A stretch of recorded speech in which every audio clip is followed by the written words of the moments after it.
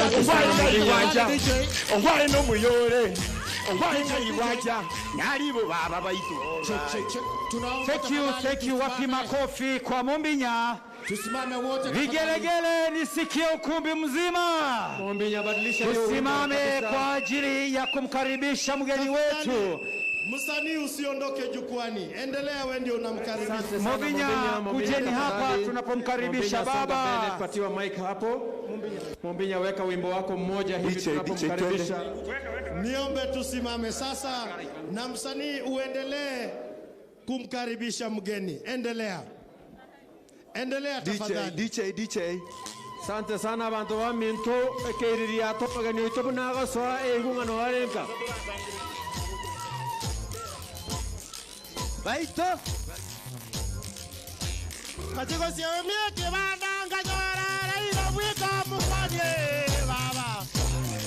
Umira ya wito muyare. Ove ya baba na muyore. Baba tungwana ye muyore. Ani mukwani yabo. Matiko siomie kibanda nganyora ngwana wika mukanye baba. Baito keriria tokira. Oh, you go to Abotire, no tembuyo, tata. Oh, you go to Abotire, no tembuyo, tata. Oh, you go to Abotire, no tembuyo, tata. Oh, you go to Amurebu, no tembuyo, tata. Oh, you go to Abotire, no tembuyo, tata.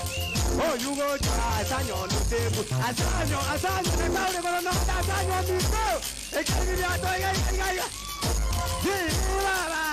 Asanyo, Asanyo, Raila Muterabo, Raila Natata, Raila Maiwaja, Raila Muterabo, Bamura, Manuka, Nakimanongo Kora, Ekagani Kadimoy, Railo Mito, Manu, Railo Baba, Manuka, Bamura, Manuka, Baba.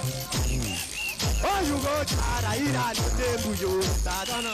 Oh, you go to Raila, no tembuyo, Satana. Oh, you go to Raila, no tembuyo, Satana. Oh, you go to Raila, no tembuyo. Raila buyore, atoko, tomore, Satana. Raila buyore, atoko, tadise, right? Raila buyore, atoko, tadise, right? Raila buyore, atoko, tadise, right? Ayeva bai, kekenia tarangi. Asante sana DJ. Asante sana DJ. Okay, DJ tuendelee mzee amesimama. Mombinya. Kegani kadi maiga, kegani kadi mai. Tairo mito mario, tairo baba mario, kabamura baitu mario ka. Tairo nare tata, ongwae batiko. Nyari bokatira, tairo mito mario, tairo baba mario, tairo mito mario, tairo baba mario, tairo mito mario, kabamura baitu mario ka.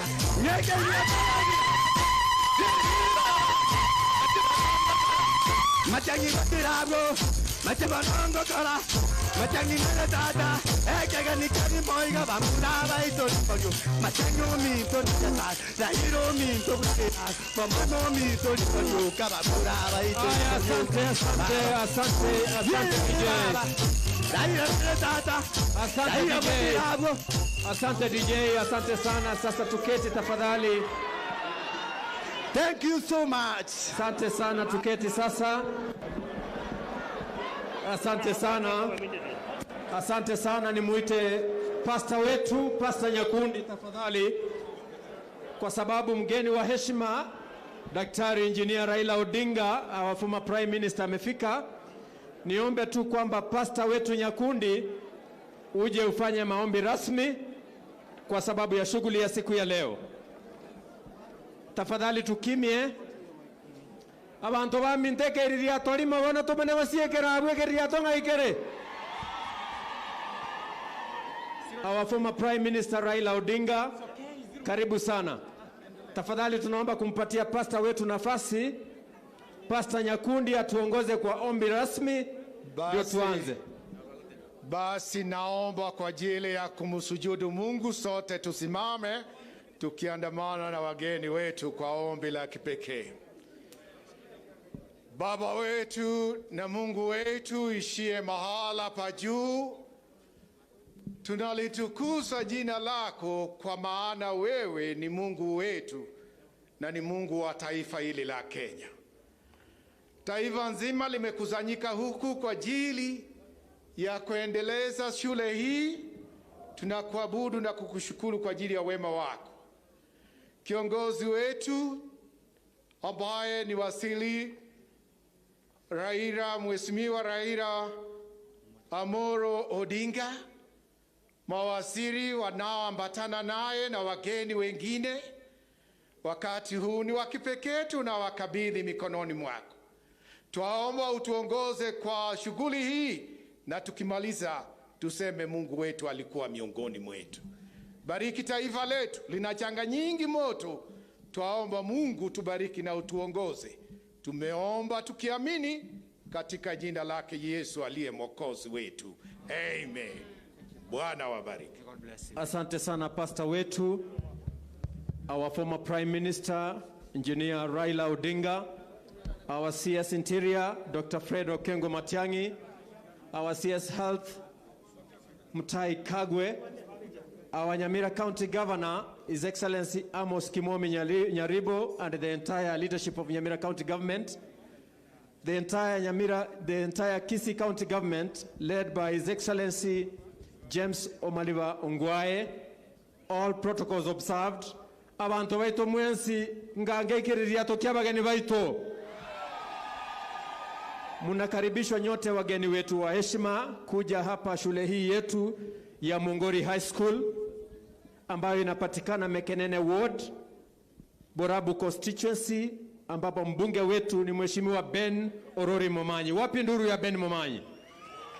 Tunawakaribisha nyote, na kwa sababu ya muda niruhusu tu kwa heshima kubwa nimuite principal wa shule hii Bwana Charles Onyari, ambaye amefanya kazi nzuri, aongee kwa dakika 2 tu ili awatambue wale angependa kuwatambua, kisha tulete mgeni mwingine. Principal wetu, mpige makofi anaposimama tafadhali. Asante sana Mr. Onyari, karibu, take it on. Your Excellency Honorable Raila Odinga, the cabinet secretaries who are here, led by our able patron and the Interior and the Coordination Cabinet Secretary, Dr. Fred Matiang'i, is the one who is leading this team. The members of Parliament who have come here, led by also Honorable Ben Momanyi, the governors, the senators, the assistant ministers, all other members who have come here, including my colleagues, principals, good afternoon. May I take this opportunity to welcome you to this school, which has actually been the foundation has been laid down by our able cabinet secretary, because he has initiated several projects in this school, plus the member of Parliament. I want to, in a very special way, give you a report that this school is a full boarding with a student enrollment of 1,500, and the candidates are 354 who are on the exam this year. The boys are 870, and these 870 students who are the boys, they don't have where they are staying. And because we had a meeting here 2 years ago that was officiated by our patron, he realized that these youngsters require a good dormitory. And therefore, he sent us to Alliance High School with the board of management to benchmark, and we did that. And we came back and we started the dormitory as he required us to do. And therefore, I want to mention that this dormitory is cubicle in nature. The PQ is 140 million shillings. But as where it has reached, we have spent 32 million shillings to come up with that project. And then 4.5 million shillings we got it from CDF. 9 million shillings we got it from MIF, that is the Minister of Education. And then the difference was through savings, what we got from our parents. They were able to give us money for feeding their children, but we were able to save the difference, and we were able to come up with that project. I want, in a very sincere way, thank you and say that this school requires still assistance, sir, and I hope today, the way we are seated here, we are going to assist those youngsters to stay in a comfortable way so that when they go now to class, they are able to read, and by the end of the day, they give us good results, because I want to give you a particular example of a student or students who have gone through this school very successfully, and therefore this school has a future, and that is the Speaker of Nyamira County went through this school, and I hope he's around. The Speaker went through this school, and many others. May I ask the principals that we were planning together with, they stand wherever they are like this, and you sit down. Yeah, you can just do this. Thank you, all those principals. Thank you very much. I will wish now to invite the board chairman so that he can say one word as we proceed. Just the board chairman, kindly.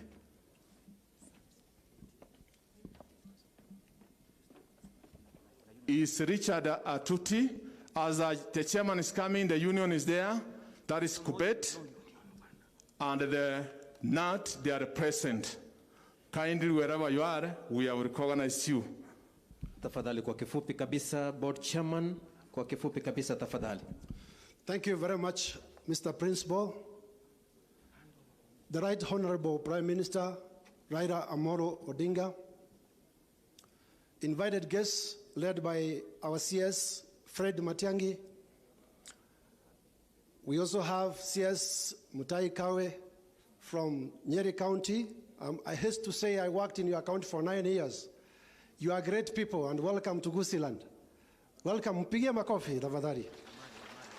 Then we have CS Eugene Wamalwa. Welcome, Mheshimiwa. His Excellencies, the Governor Nyamira and the Governor Kisii County, welcome. The senators present, members of parliament, CSs, ladies and gentlemen, good afternoon. Good afternoon. Mine will be very brief. I think the principal has given the history of the project which has brought us here today. And in a nutshell, I will say the school is committed to do continual improvements, segmenting the projects which we have at a time.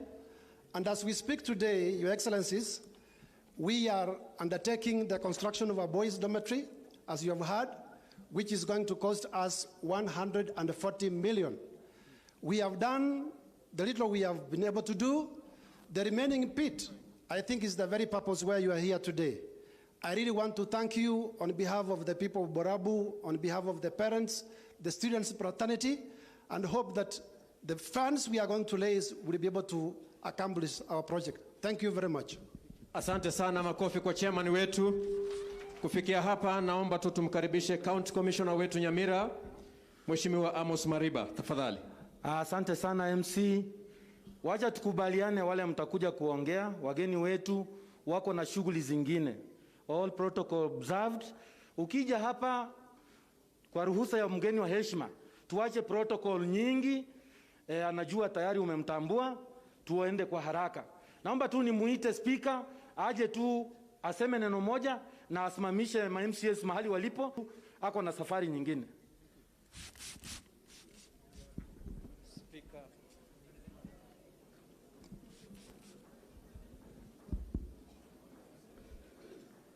Thank you, Bwana County Commissioner, Your Excellency, the Right Honorable Prime Minister Raila Odinga, the patron of the school, and our own son, the CS Interior and Coordination of National Government, Dr. Fred Matiang'i, your colleague CSS, Senator Mutaikawe and Eugene Wamalwa, my Governor Amos Nyaribo, and your colleague, the Excellency Ongwae, all the leaders present, My name is Moffat Teya, the Speaker of Nyamira County Assembly and an alumni of this school. It is important to note that this is where I was grown up, and all the characteristics I possess are from this school. Before I do much, I want to welcome my colleague Speaker for Kisii County to introduce himself and bring his MCS. Then I will do introduction of my own MCS.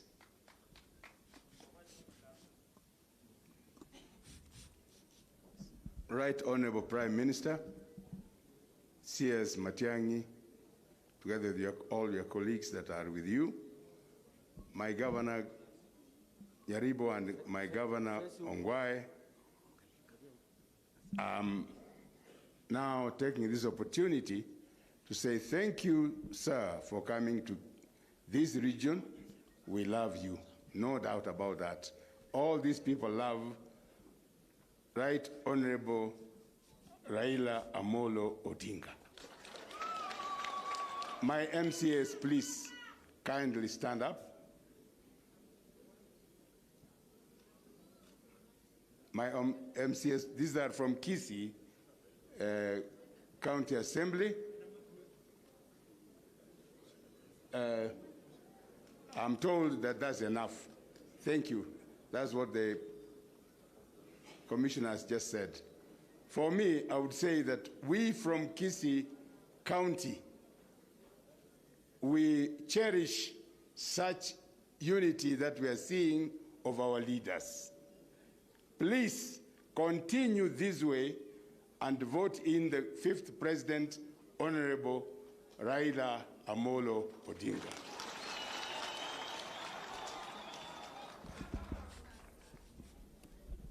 Thank you. It is now my pleasure to introduce the Honorable MCAs of this great county, Nyamira County. Please, members, you may be on your feet. Thank you. I will start with the host MCA and the longest-serving MCA of Nyamira County, Honorable Alfayo Mawera Ngeresa. He is the MCA of Mekanene Ward. Honorable Abel Mose Mokaya, nominated MCA from Mawawa. Honorable Monica Mwamba, special elect from ODM Party. Honorable Karo Gesare Mogere, special elect and Mama Chungwa in Nyamira County. Honorable Irene Mayaka, and the national coordinator of daughters of Raila. And I'm told the daughters of Raila are here. Where are they? They can stand and wave. Oh, thank you so much, Your Excellency. You can see the daughters, and special elect Honorable Rene is the national coordinator. Thank you so much. Honorable Irene Sese and the minority whip in the Nyamira County Assembly, special elect. Honorable Jeria Nyakangi. Honorable Jeria Nyakangi is special elect from Jubilee Party. Honorable Monsieur Frederick George Mtetezi, special elect from Jubilee Party. Honorable Sokoro Joseph Ondari Nyarango, elected from Esise Ward. Esise Ward is the biggest in terms of landmass. Honorable Barongo Charles Getabu. Honorable Barongo Charles Getabu, you may wave. Thank you so much. From Bomwagama Ward, elected MCA. The leader of minority, Honorable Kebaso Dennis Nyaribo, elected from Nyansiongo Ward. The leader of majority, come and just say hi on behalf of all the MCS. The leader of majority and an ODM member, Honorable Duke Oyagi Masira. Thank you, Mr. Speaker. Your Excellency, Right Honorable Prime Minister, with all the CSs present, our governors. Nabantu wa minto mwenzi na wakuwa nilimbi ya more. Mwale kokona magoko ikamote wenga baba karibu. Baba, the only thing that we requesting, wewe tushikie huyu kijana wetu Matiang'i mkono. Vitu zingine wacha ngoja kwa debe. Na Mungu akupatie uhai, we will walk with you. The other thing ni kusema hii shule Mungu atupe nguvu inaisha leo. ukiona baba hata akisimama sisi tunamaliza hiyo kazi nyingine. Wabunge wetu wasanti, and we will work together. We will support the government of the day and we are ready to work with you baba. Hapa Nyamira ni ODM. That is why I'm reading majority. Thank you na Mungu awabariki. Asante sana. Right Honorable Raila Odinga, Cabinet Secretaries, wale ambaye muko hapa, magovernors wetu ambaye muko hapa, tumesema karibu sana katika Muongoli Secondary School, na mimi nashukuru sana Cabinet Secretary Dr. Fred Matiang'i kwa kutusaidia hapa sana. Hii building iko hapa chini, alikuja hapa akatusaidia, na amekuja hii shule mara mingi sana. Kwa hivyo nasema asante kwa kukuja. Na kitu kingine, wana County Secretary, Cabinet Secretary, umetusaidia sana. Unajua siku hizi watu wetu wanarara. Hata unaelewa hiyo maneno. Sitaki kusema kuelekea ndani, lakini unajua hapa ni mpaka, tulikuwa tunasumbuliwa na mambo ya wizi. Lakini ulitusaidia sana. Kitu ya mwisho, hii shule ina walimu ya kutosha. Kitu ya mwisho kabisa, hii barabara kutoka hapa chini, watoto hawakuji kwa shule. Hata saa hii asubuhi, gari za polisi zilikuwa hapa chini. Hii mulima iko juu sana. Kwa hivyo kama kuna kitu okurukulio monyonjo igari rugura sore orore bosuno tokonye eparebe kwa karamu gasini ni kilomita 5 mpya mono. Thank you. Bwana CS abantu baitonta etemonte garera buya Kamoranje. The Prime Minister, I was here in 1999 as a Form 1 up to 2002. And that time the school had a population of 99 students. In fact, in Form 1, we were 23 and we were the majority of the school. Now as we speak, as the principal was speaking, there are over 1,500 students, 15 times more. In less than 20 years, the school has grown, and it is because of the support of Dr. Fred Matiang'i. Dr. Fred Matiang'i. And he has done the following. It is important to note that what he has done. Number one, the ICT lab, which is just seated here, he is the one who initiated it and constructed it. The science complex, named after him, on my left, it is his work, Dr. Fred Matiang'i. The teachers, because we had a shortage of teachers, we again do, but he has done a lot. We now have about 40 TSC teachers from 17. Hello? It is his work. I am pigie makofi. Asante sana Mheshimiwa Speaker, asante kwa hayo mengi. I'm finishing. The dome which we are fundraising for today is the one who initiated it. We want to thank him. And we are saying that he is equal to the task. And the way you are seated together, we are happy to see you as so.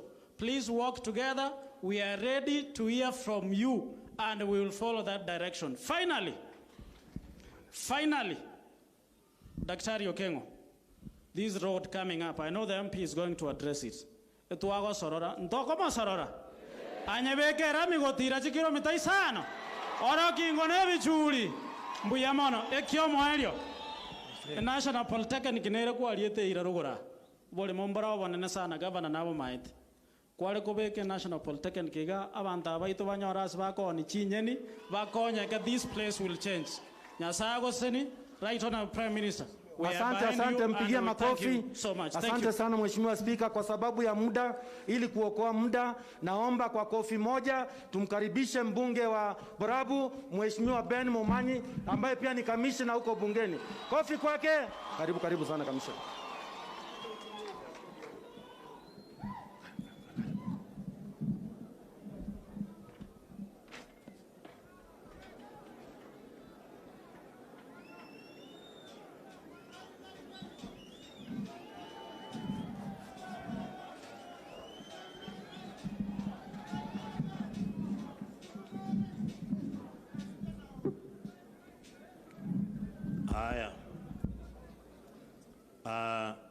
Prime Minister, Mesikia wakiimba pale tunakuanga na wimbo wa Borabu. Abo abo abo abo. Yo yo yo yo. Mwako no Raila. Raila Odinga. Haya. Hiyo inakuanga wimbo wetu hapa Borabu. Kwa sababu ya wakati, I know His Excellency the Prime Minister akuna kazi mingi sana siku ya leo. Secondly, our ministers who are here. Unajua ikianza hivi hawatatoka hapa siku ya leo. Although tungependa wakae. But because of other engagements, we will not take a lot of time. Please, if I call you, just a second. China tu na ukai chini. Niko na rafiki yangu sana hapa. Rafiki yangu kuna mmoja hapa, Bwana Prime Minister, tumekimbishana naye miaka mingi. Sijui kama atapona. Mheshimiwa Patrick, kuja tu salamiane dakika moja tu. Haya.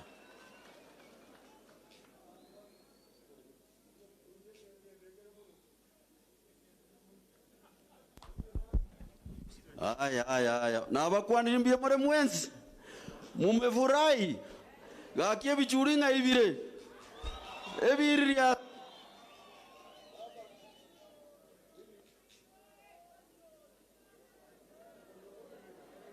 Mbagoroji. Haya. Baba, mimi naitwa Patrick Osero. Hapa ndio kwetu. Na huyu mjumbe anaitwa Ben Momanyi sababu ameenda governor. Now I am the sitting. I am now the sitting, the waiting, the substantive, the squatting member of parliament come 2022. Karibuni sana baba. Patrick, I can hear you are still squatting. Haya. Tuko na nimeona Ukioma hapa. Ukioma, where are you? Ukioma is a former member of parliament for Kitutu Masaba and chairman of the Commodities Fund. Endelea mbele basi. Waziri wetu, Prime Minister Raila Odinga, mtoto wetu Matiang'i na mawaziri mulioko hapa. There is no time. The points which have been said here, barabara na polytechnic, we support as leaders from here. This is what I want to say. Mara nyingi na mawaziri msikize tafadhali, na mtuambie rais na wewe Prime Minister wetu tafadhali. Mara nyingi Matiang'i anatuambia ameketi katikati ya Raila na Uhuru. Mba motiga. Usema nomaki? Mba koraki. Anatua every meeting.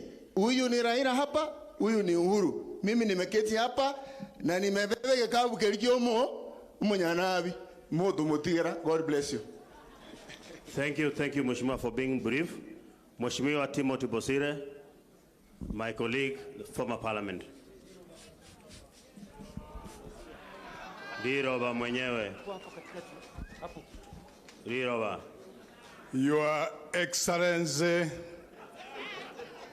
Raila Odinga, all protocols observed. Mintolera bambu ya more. Mkono wa makaribisho wa Prime Minister. Sitasema mengi, kitu moja tu. Function ya leo ya Prime Minister na wasili wetu CS Matiang'i ikiwa ni kibarua kwa wananchi. Juzi kutoka Sikri, Prime Minister alituunganisha kama region ilipokuwa inaitwa Nyanza.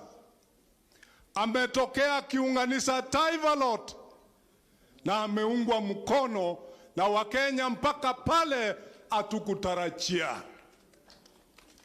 Na kwa hivyo hivi leo, Bwana Prime Minister, na kuambia kwa unyenyekevu kwamba jamii ya Omogusi pamoja na the regional communities wako nyuma yako wakikutarajia kama rais wa 5 wa taifa letu.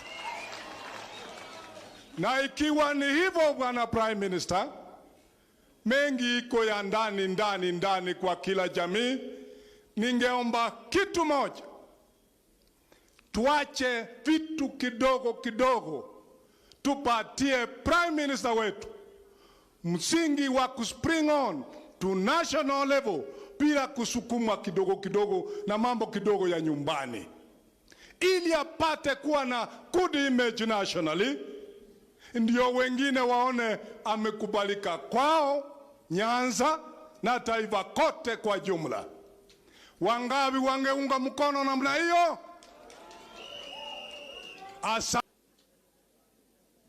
Lirawa ya soire kabisa kabisa hiyo.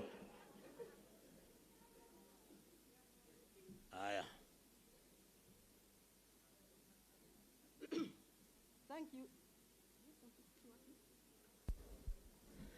Thank you so much, our Member of Parliament, Your Excellency, the Prime Minister, Mheshimiwa Raila Odinga, our CS who are here.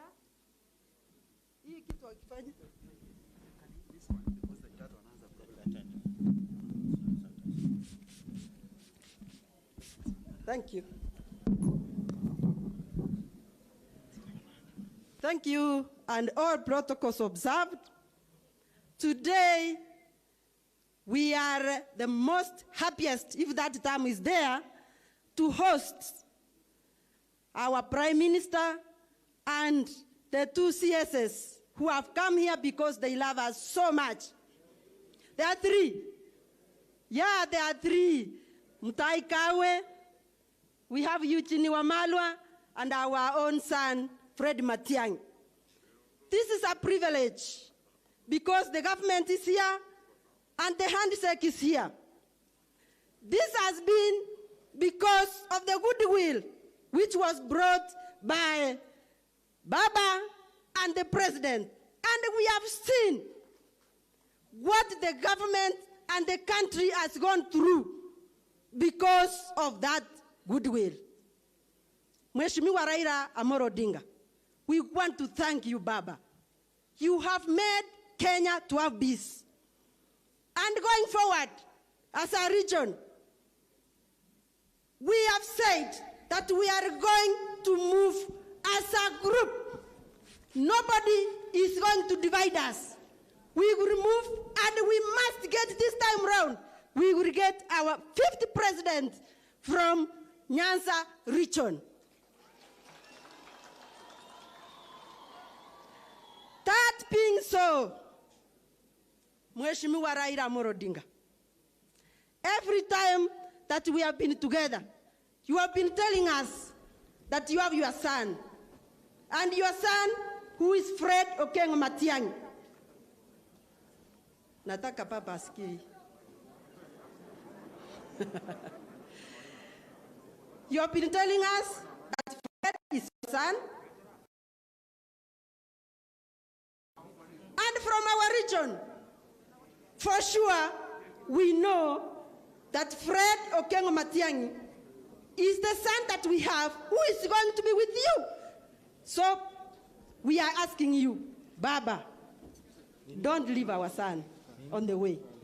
As you move to that table, that high table, let you move with our son and be assured anything that our son is going to tell us, and he has already told us, that you are together and we are going to move as a region, we will support you. Thank you so much for coming.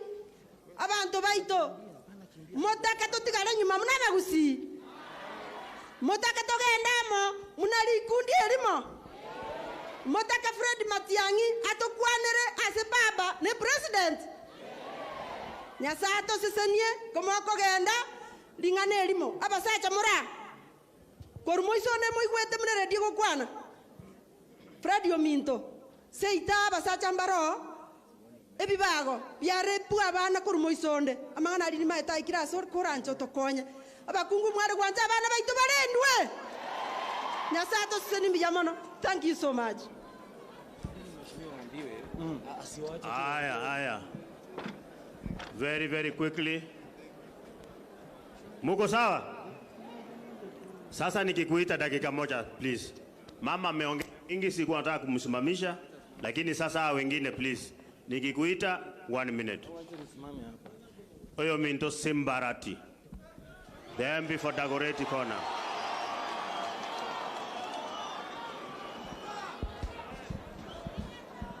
Baba wanasema the MP for Dagoretti. Nasikia wanasema wewe ndio incoming governor Nyamira Kisii County. Kisii County umeweza? Haya. Your Excellency, the Prime Minister, and all protocol observed. Tigato kwana ni abantu bamintu na bwakire bya. Tigato kwana niga bwakire bya. Bya mono. Allow me to say 2 things as a spokesman yomogusi. Umonogeli. Boygo, again take a tangan before I say it in English. Abantu baminto chikura cheikire. Abantu nkorejesta bare kubwate kura. Twachecheri igwa matuka mange sengi nche chikura. Enkubasaba mwana onde bwensi oikire emyaka 18 abwate gento kieke ekebande. Ekera abwatire ekebande abwate kura. Baba, allow me to say this. In Kisii, there is people we call Chinkondi. Chinkoni in English is the crooked group of people. These people, they are the people who made us not even to get 1 member of parliament as ODM, both in Nyamira and in Kisii. This roundup, this Chinkondi, we are fixing them.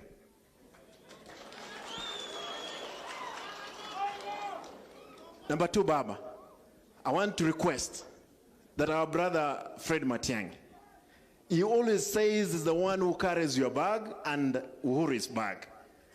Please work with him in your government because you are our 5th president. Don't forget this gentleman. As well, because our governor is retiring, Governor Ongwae, look for him something to be doing in State House, even for consultants, so that he can be relaxed. Allow me to say this. Our unity as Omogusi is paramount. And we're going to make it possible for the generations to come to see we had great leaders. Abagusi atote yanga monga anchire. Again, the gengo ekwana ande botambi. Tali segi asesa sesegi. Neke segi asesa sesegi. Mbiamono nyasaba seseni.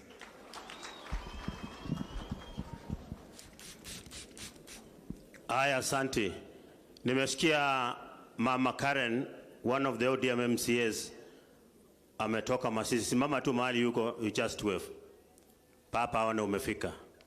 Thank you, thank you. Sasa nikipenda kumuita Mheshimiwa Richard Onyonga.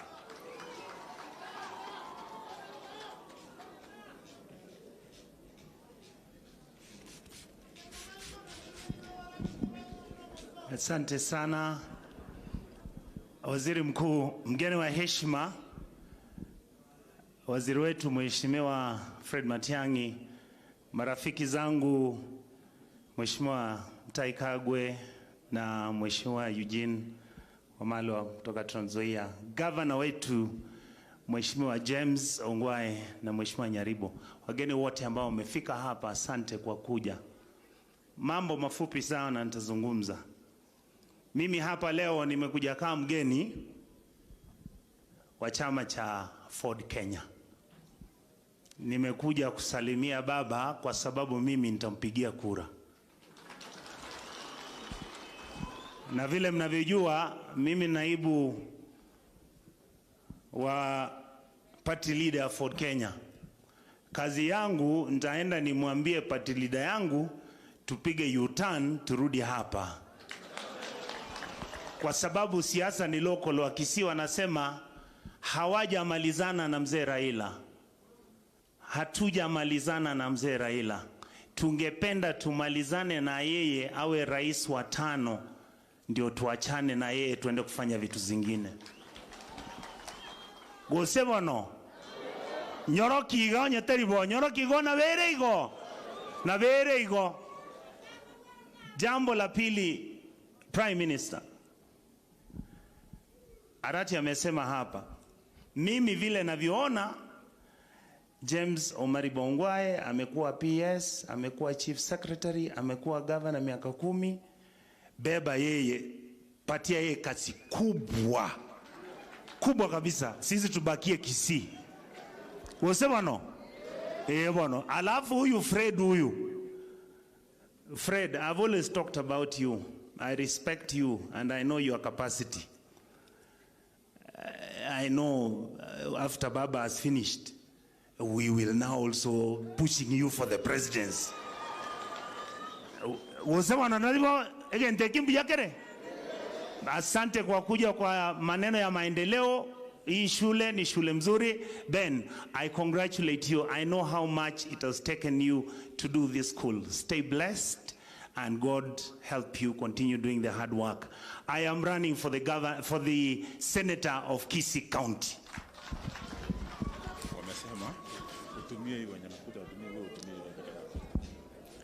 Aya, Senator mtarajiwa, thank you so much. Sasa nataka kuita mzee wa bunge. Mzee anaitwa Chimi Nur Angwenyi. Simba mwenyewe. Simba karibu.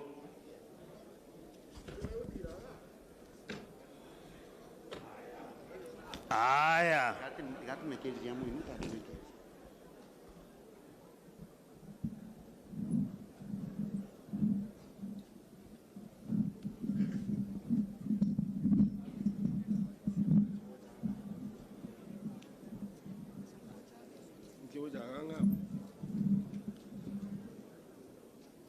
Baba Utiki Matingwa, Mheshimiwa Raila Odinga, my governors, Mheshimiwa Elvis Omariba Ongwae, my other governor, Mheshimiwa Nyaribo, my PSS, my CSS, Mheshimiwa Mutai Kagwe, na mention yeye mara ya kwanza kwa maana nataka aende Marani, aende kuijenga.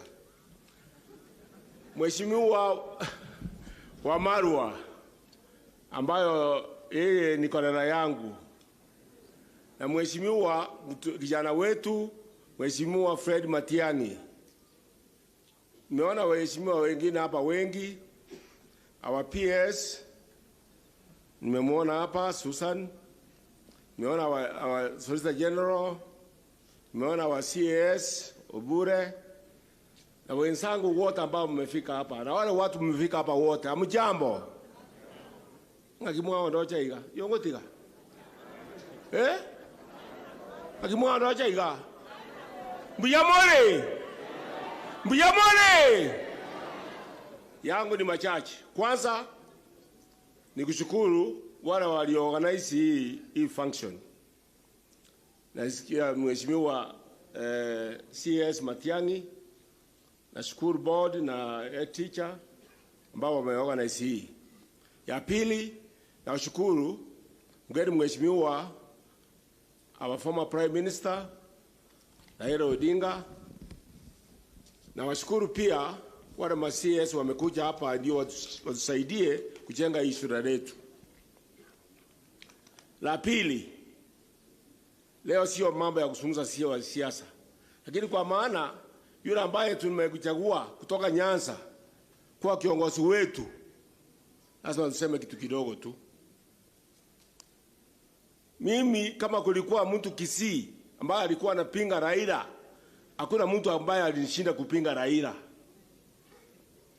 Mimi nilipinga yeye kifo na kupona. Akimwata ya baigo. Lakini kwa sababu ya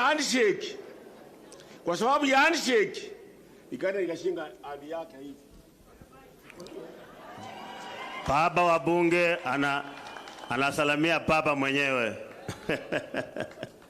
Kwa maana aliweka mambo yake kando na Uhuru akaweka mambo yako kando, kwa shauri ya dunia nchi yetu ya Kenya wakashikana mkono.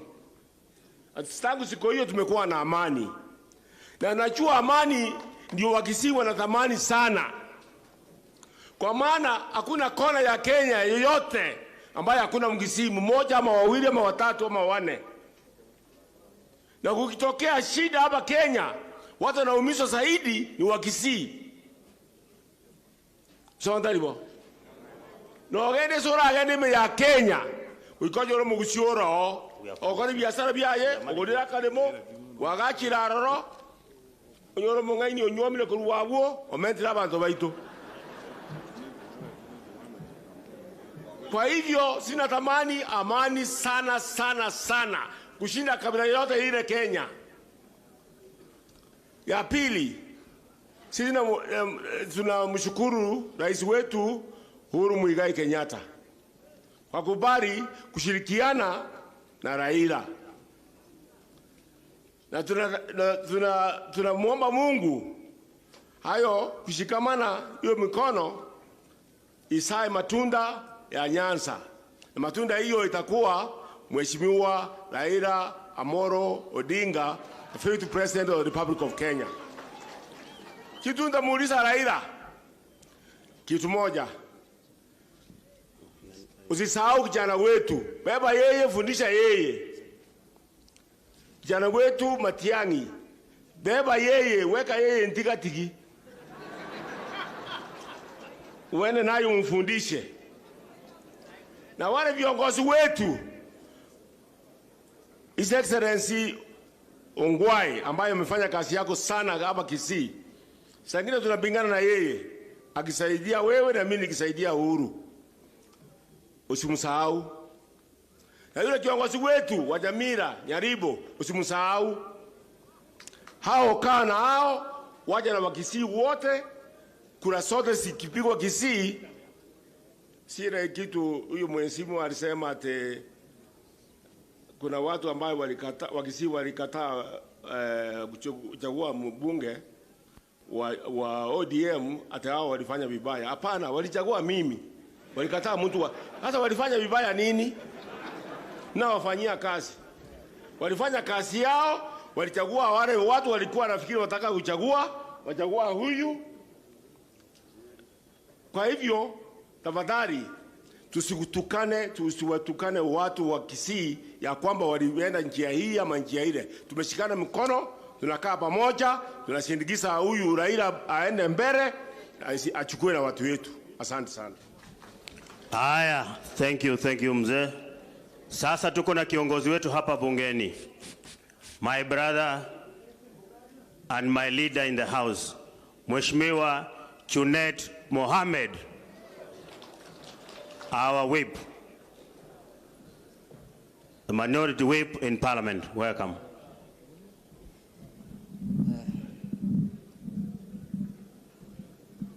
The right honorable Prime Minister,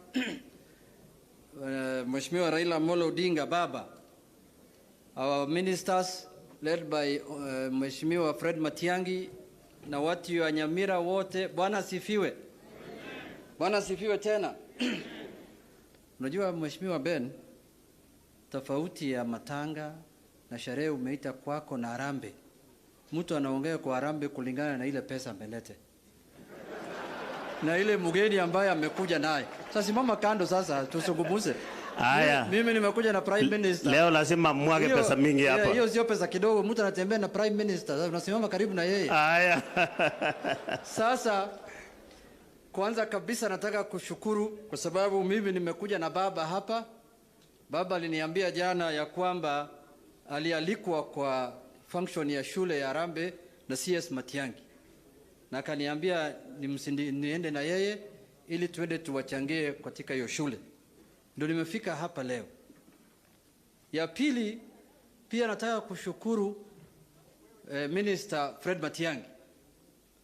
Kwa sababu sisi kama watu ya ODM wakati ambaye mambo ya handshake ilifanyika, not all ministers understood what was the handshake about.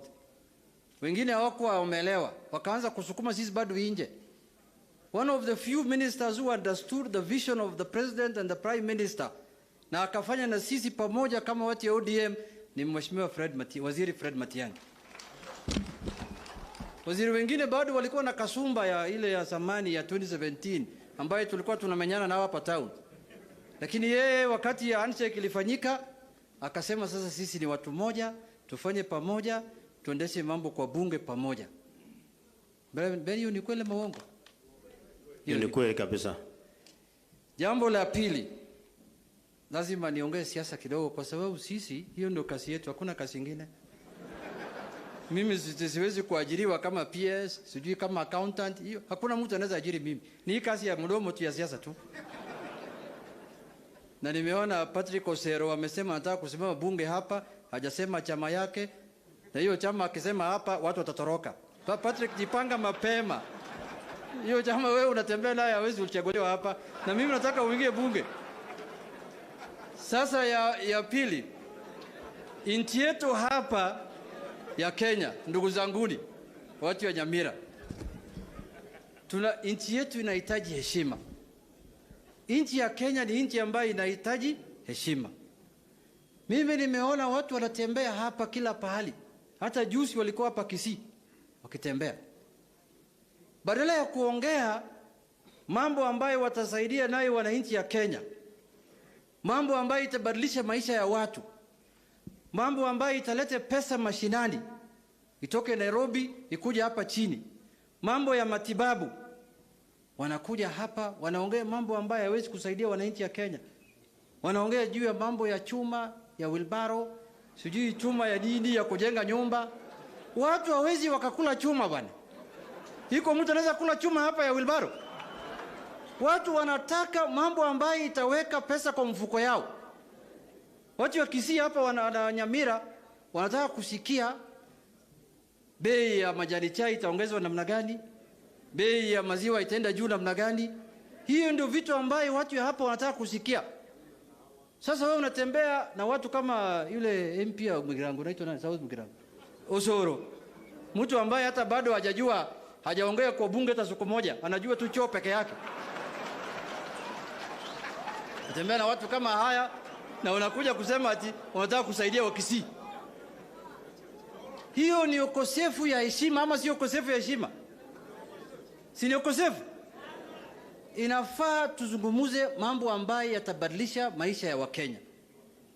Mambo ambayo itakuja kufanya Kenya iende mbele. Sio mambo ya kurudisha Kenya nyuma. Usoropeleka hiyo ujumbe. Sema Juneta amesema namna hiyo. Hii mambo hiyo ndio mimi nimekuja leo hapa kukana na kusema ya kwamba ndugu zanguni, tusidanganywe. Yule mtu ambaye atakuja kusaidia sisi, yule ambaye ako na ujuzi na maarifa, ambaye ametembea nchi hii kila pahali na ameona shida ya Wakenya ni nini, ni Baba Raila Amolo. Hii wakora ambaye wanatembea kila pahali na pesa ya kupora, anasema bottom up. Maana ya bottom up ni kuiba kutoka watu ya chini kupeleka juu. Chini bottom up. Unajua kila mtu anaangalia vile anaelewa. Mimi nimepima, nikaangalia, nikasema hii bottom up maana yake upore mali ya mama mboga na wale bodaboda upeleke juu ndio kule. Ujenge naye hoteli na ununue naye helikopta huko juu. Hiyo ndio bottom up. Kwa hiyo machache, mimi nataka tukae pamoja kama jamii moja. Mimi natoka hapa Migori, jirani yenu hapa. Kwa constituency inaitwa Suna East. Hapa Nyanza sisi ni watu moja, sisi ni jamii moja, msiwe na wasiwasi. Baba akishinda, serikali ni yetu watu wa Nyanza. Sitaki hiyo watu wa gazeti wasikie hiyo, Mutahi Kagwe anaweza kasirika. Lakini hata nyinyi mlikuwa naye mwaka 20 na kadhalika. Sasa safari hii ni watu wa Nyanza. Mutahi utakuja hapa kama mgeni. Asanteni sana, Mungu awabariki. Asante Junet. Thank you my brother. Asante sana. Na mimi baba nitaongea tu machache, then after that I welcome the next speaker. But before I wanted to bring Okongo then I let governor endelee. Mnataka kuja sahi? Kuja tu. Just come. Aya, wekea kongo hii.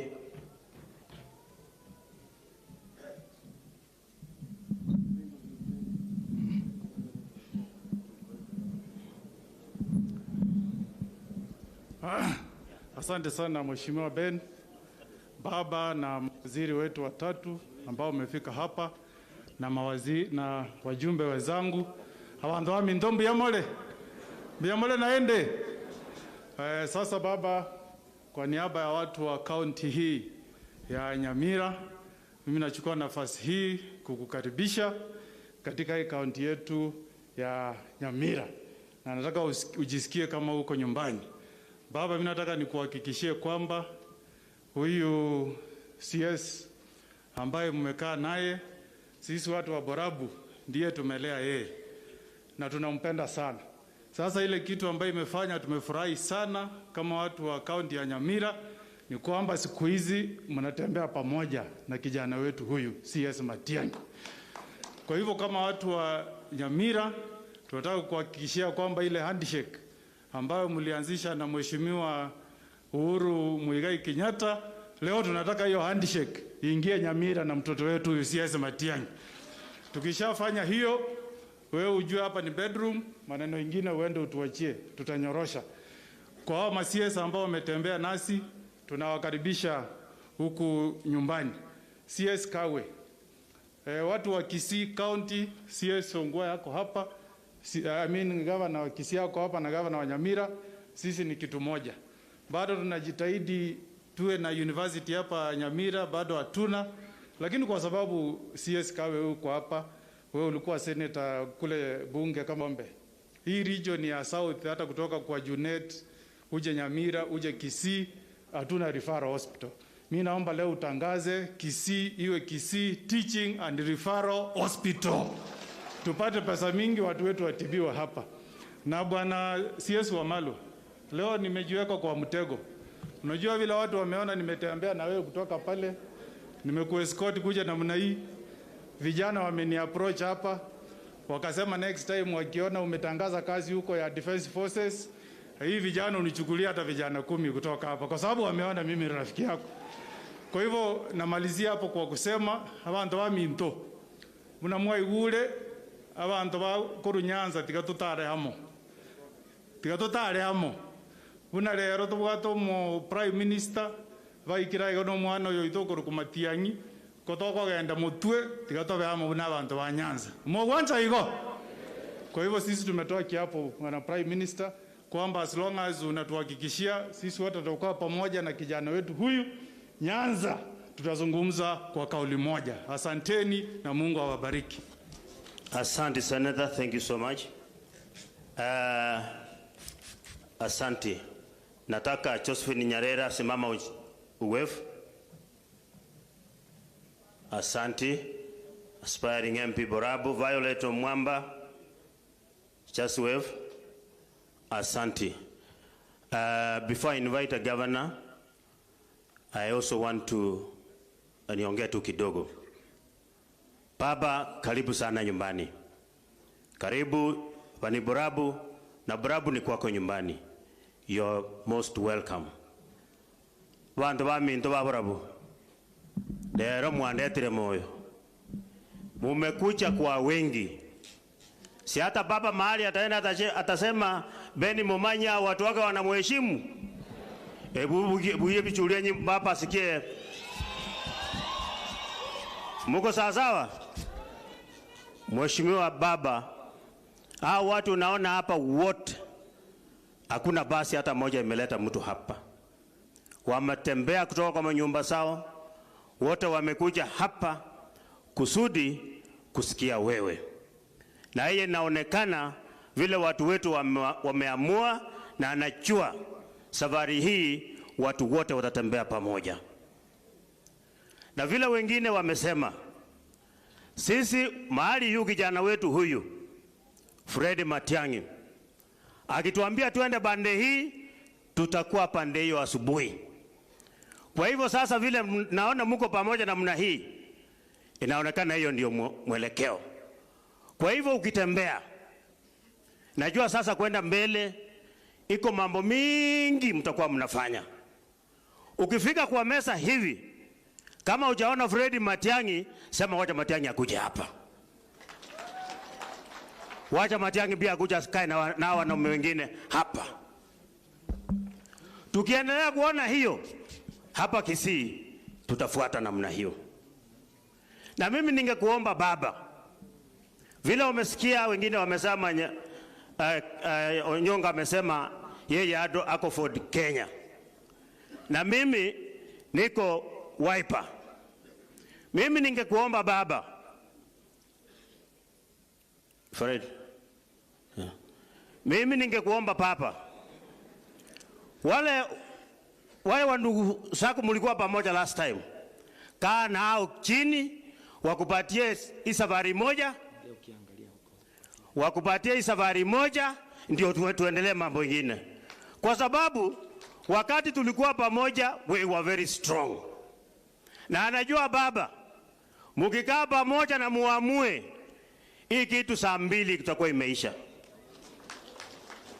Hii hata kusunguka kwingi utakuwa na maana. Saa 2 asubuhi hii kitu tutakuwa tumemaliza. Vile huko na Fred Matiang'i leo namna hii, call these other party leaders, kaa pamoja, hii kitu tumalize, tuingie hapo ndani, tuone serikali inaonekana namna gani. Fred Matiang'i, I want to thank you, my brother. I sincerely want to thank you. You have made us proud. Wakati nilichaguliwa kama mjumbe, hii shule haikuwa na kitu. Haikuwa na kitu kabisa.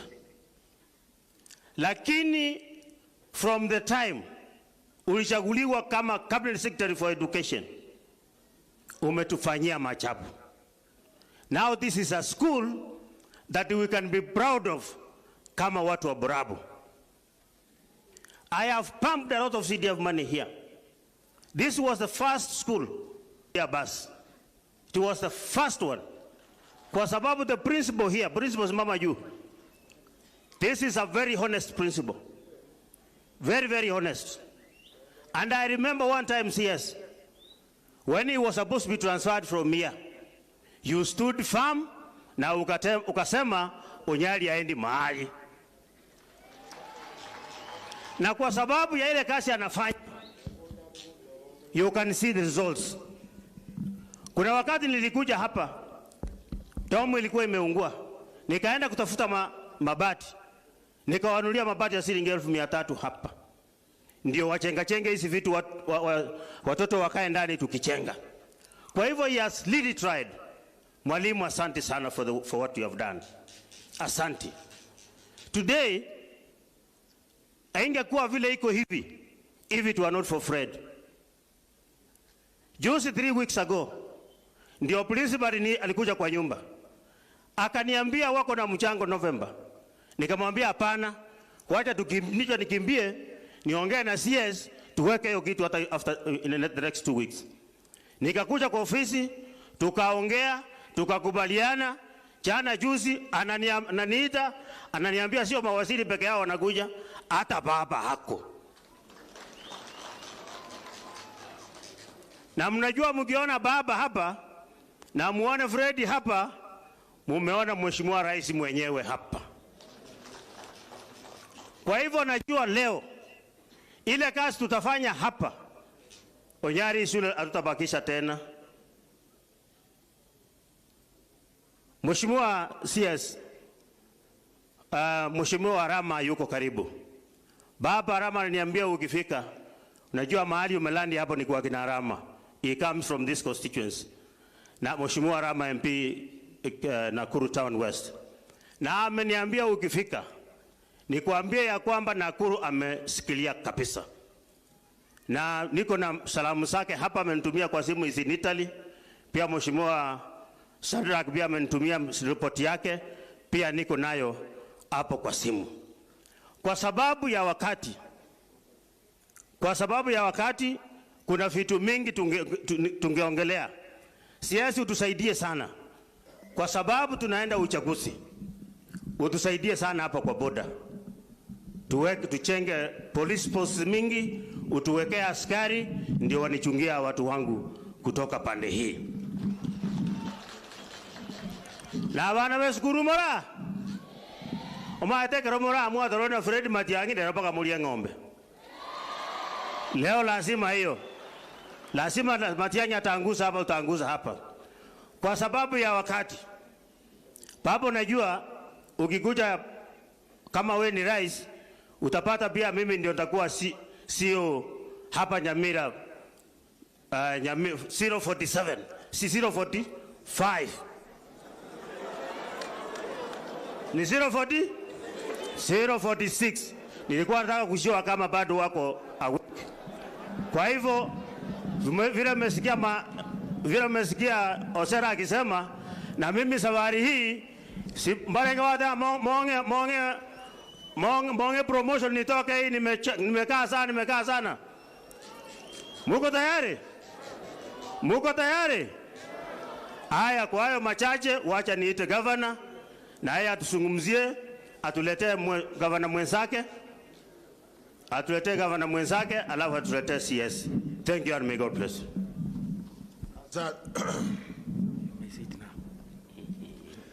Asante sana mbunge wa Borabu, utaendelea kusimama for a long time. Jacob, Your Excellency, karibu nyumbani. CSS Utaikawa, rafiki yangu ya zamani kutoka Nyeri, ndugu yangu Matiang'i, rafiki yangu mwingine wa Malwa, na marafiki zote wako hapa nimeona. Wananchi tukufu, amjamboni. Kabla sijaongea, ndapea nafasi hii mwenzangu kutoka Kisii awapatie salamu, mkaribishe mzuri. Wageni wanakaribishwa mzuri ndio waweze kuongeza pesa. Karibu gavana.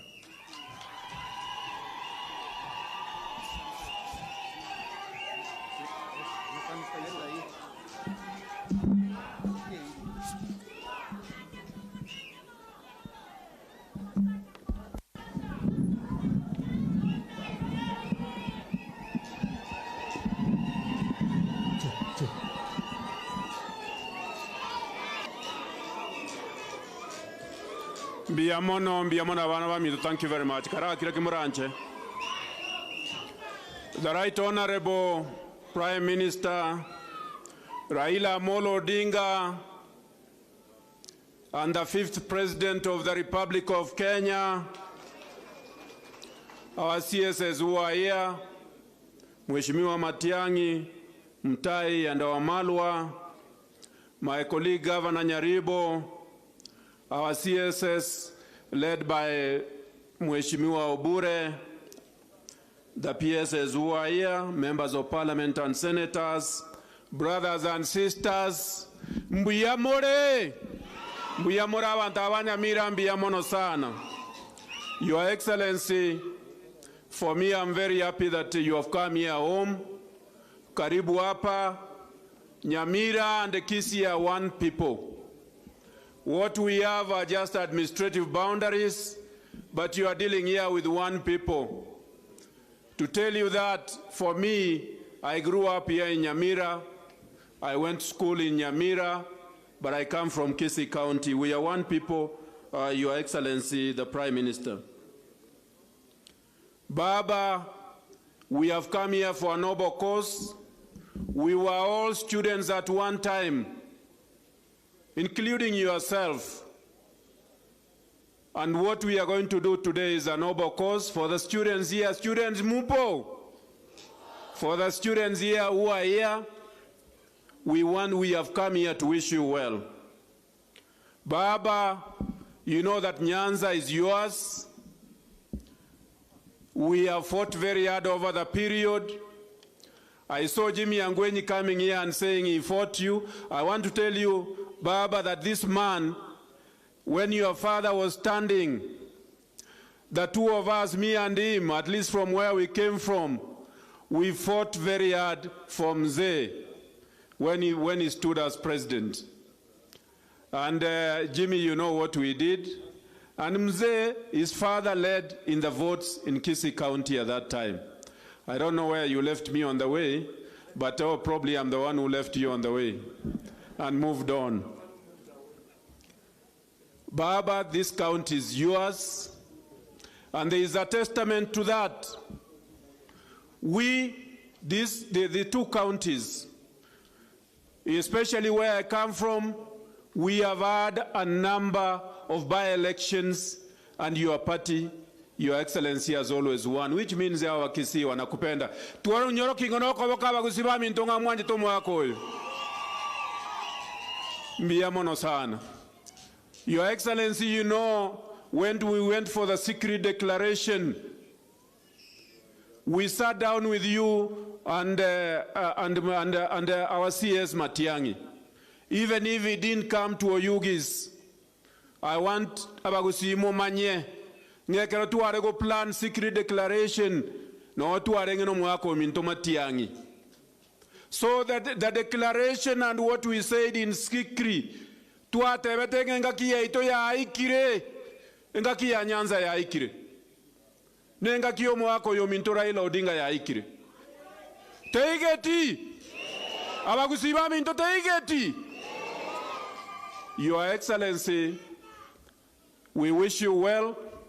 You are a son of the soil, and we know that once you are a president, whatever things that would not have been happened since independence in this particular region, we will not even come to ask you. You will be directing us.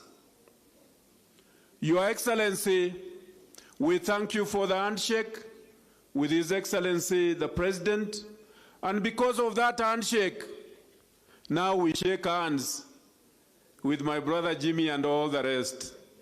These were the people who gave us, these were the chinkondis. These are the people who gave us a lot of problems last time. And they won the seats they won, but we are now brothers, Jimmy, and we wish you well. And we are very happy that you are supporting Isaac Baba. Your Excellency, for us here in Kisii, I would want to tell you that all these people here, the MCAs who are here, I have in Kisii County, I have 69 MCAs. And those 69 MCAs, you can take it to the bank, Your Excellency. There are only probably about 3 or 4 who are with the other side. All the rest are with you. Where is my majority leader? You are here. I'm saying the truth, isn't it? Wote wako na baba. Na Nyamira the same. And our members of parliament are now together. The few that are not there, we are going to talk to them because there is still time to talk to them because we must travel this journey together. Ontake temba tebie abantu baminta bagusiba mintesi mwaika. Omugako yorwanereire Kenya for a very long time. Naende kerako rwanerera Kenya, tari yako yerwanerera as an individual. Obeire detained, okorerwe ebintu ebinge. Igonta geteko baboria abuna bagusi. Genda gamba ne amate yao. Naende to buate chikura. Buata chikura. Mwame kishuwa nga mwabuatire chikura abantu baminto ba Nyamira na abantu baminto ba Bosongo Kisii County. We are all together. Abachumbe baminto kimuranche go back home. Tebi abantu babuate chikura. Some of us in Jene Governor Gaiga, we have put mechanisms in place to make sure abantu bechi caravan na kerege ento to make sure abantu babuatire chikura. For the CSs who have come here, our good CS for health and our good CS for devolution, my former CS for devolution, for defense, sorry, and my former CS for devolution. These Kisii people are very clear. And Honorable Mutai, I was in the Mount Kenya region about 2 or 3 days ago, and I have seen that things have changed. please continue talking to your people. Tell them that what you are seeing here in Kisii is a complete Nyanza change, and that the Nyanza people are very clear where they're going. Let me not talk too much. Inche James Omaribongwayo musacha ko musacha bori. Egento gyokanda abatebye abaraya abaminto komoko bori president yegocha gocha. Onye n'amabaga igoro mu bori amabaga 3 4 osebono bori amabaga mange president yegocha gutwara amabaga mange tali amabaga n'amanga gocha gutwara mu bori amabaga mange eliegera abagusina into tobioke na lieka tokogenda bulchonyanga tuabiokire. For the students who are here, abana abaiga nkoli moro mugati onye mwokoriri oli morongeti nkoba lakini abatigere nko batigirande kibesa ga igeru sarasini kye mugati principal soro ichenko ya kibesa ichi mbia mono sana and be blessed. Thank you very much.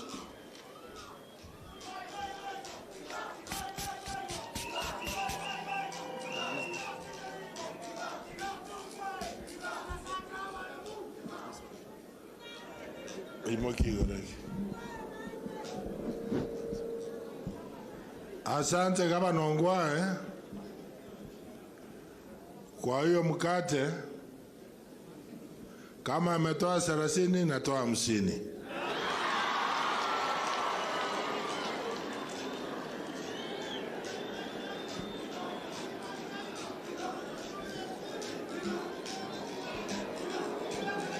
Yangu ni mafupi.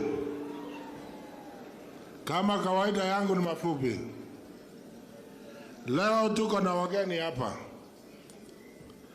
Na sio wakati yangu kuongea maneno marefu.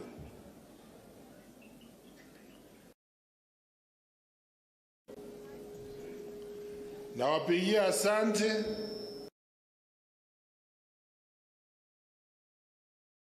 Na nyinyi nyote kwa kufika hapa ndio tuweze jenga dormitory. Umesikia? Ya pili,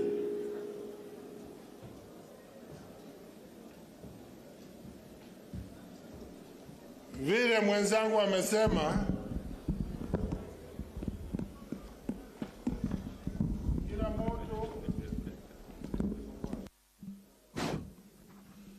kila mtu achukue kama jukumu lake kuhakikisha watu wote wale wako karibu na wewe wameshika kura.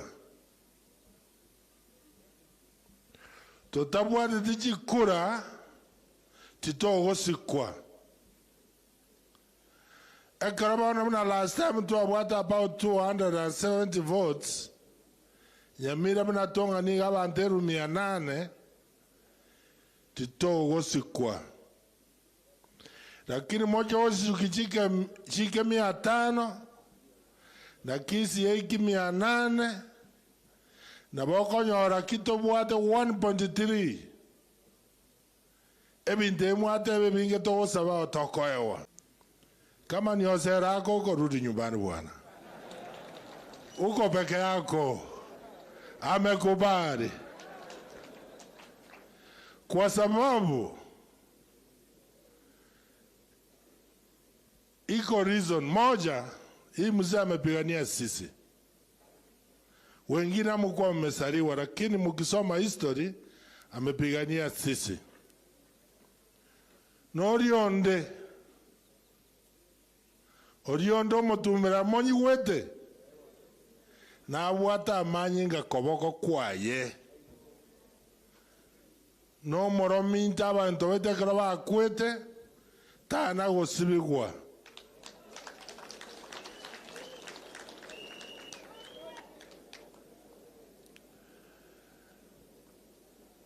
Na ndentebeiga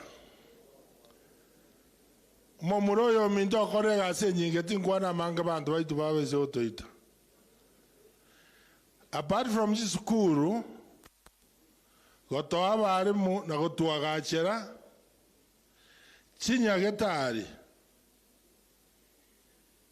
Munabona ya monere botirie gwansari ari chimng'ombe. Kwa katore kama ge wike emetaraera. Eyende nerere bofe gwansa matutu monyi wete. Keroke serikali ya nation ya tekroba ngwa gachere kore. Nyamira ngokwana to na donors gotokonya bare to renovate every level 5.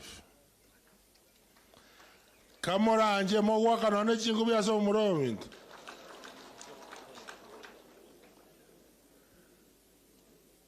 Asayo tobwata namo totigo kuoma no koko togora kuoma na iga torabamo tokembe binte bingendo gorobikare.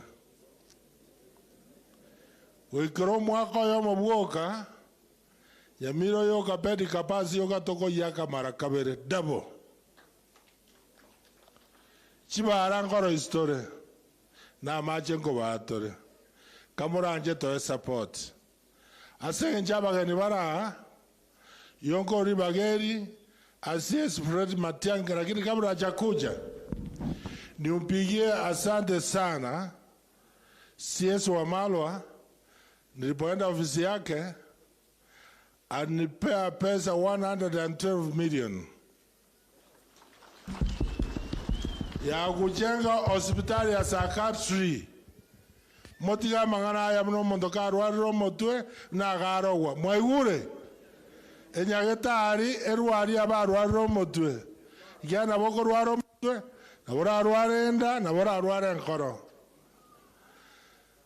na CS Kawe, asante sana for your generous support.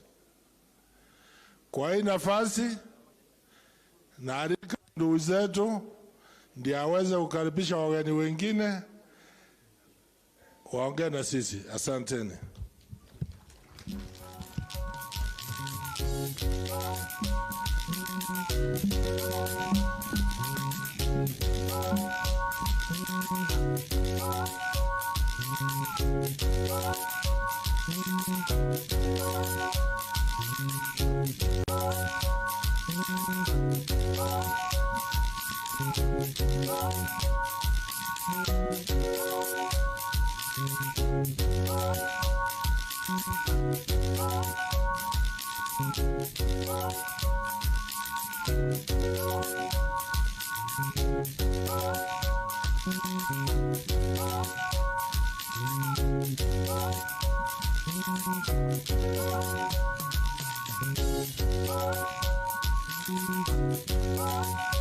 Cek ekiriria tongkera maiga bangina mora.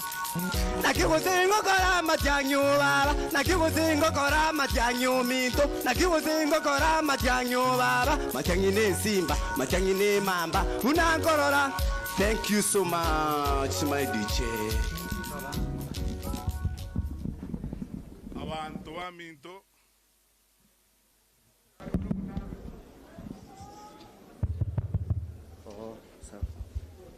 Abantu baminto wabora buna wakwani bwairire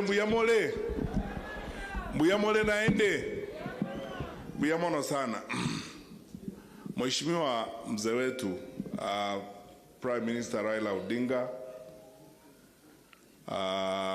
my brothers who are here, Cabinet Secretary for Health Mheshimiwa Kawe, CS Defense Mheshimiwa Wamalwa,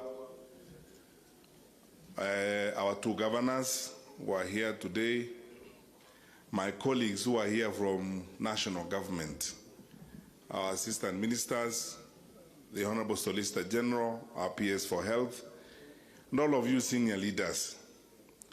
Kwa sababu hapa ni nyumbani, sitaongea sana, nitawaita ndugu zangu waongee, tasoma kitu moja hivi, alafu tufanye kazi ambayo ilituleta hapa. Lakini kwanza kabisa, ningependa kuwashukuru nyinyi nyote kwa kucha hapa leo. Kazi ya kujenga hii shule, vile mumeambiwa, hii shule wakati tulianza kazi ya kuijenga tulikuwa na wanafunzi chini ya 300. Leo tuko na wanafunzi 1500 na kuendelea. Ile kazi tutafanya hapa leo na kazi tutafanya kwingine vile nitasema hapo mbeleni ni ya kuhakikisha kwamba tumesomesha watoto wetu, because education is the only equalizer.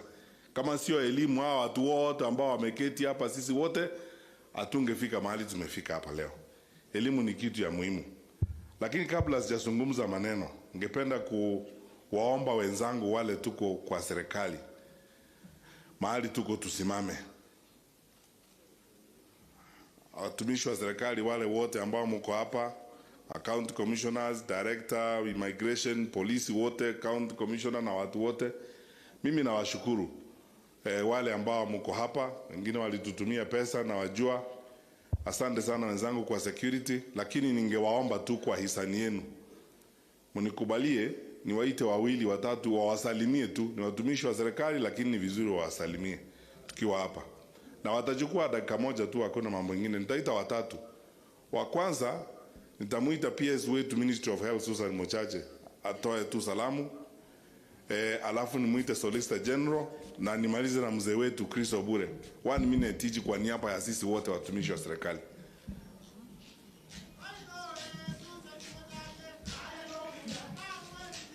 The Right Honorable former Prime Minister, Honorable Raila Odinga, you're most welcome home, and I am very privileged to be for the very first time speaking before you. Karibu sana, and we love you here. Abantu baminto na abakwanyira imbuye mole nchege ntogioka ndatebe gakikomora nche toira nirinya sae mbuye mono asogoto omwana ominto endugu yaito omwana ominto Fred Okengo Matiang'i onye tali Matiang'i anga ntoche tia rero na inde Matiang'i mbuye mono asengencho gwatoigeire buya waziri egente kemo tumanyete muna abantu tore serikali nkelinga paka toinyolenka ayuna arago totebi botambe na kimokoranga ntoli komo chakoba mbuya go sembobe ka ki Fred mbuya mono na inde mbuya mono asogo teretero mogeni my CS Kagwe omo CS Mbuate no mo CS Bwengencho waziri. In front of my people, I want to appreciate you. You are one of the best bosses that I have ever worked for. Muna momoroche iga etogo kolega siamo buya, and that is how we have been able to secure this country and protect our Kenyans during this time of COVID. Chi projects chichion simoroche tokoreta gusia chia health. CS Kagwe nero goaki nero korusie tiki. Mbuye mono sana Nyasaye waseseni. Thank you very much, Waziri and Honorable. Thank you, my sister, the Honorable Solicitor General,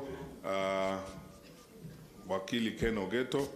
Awasalimu tu dakika moja pia.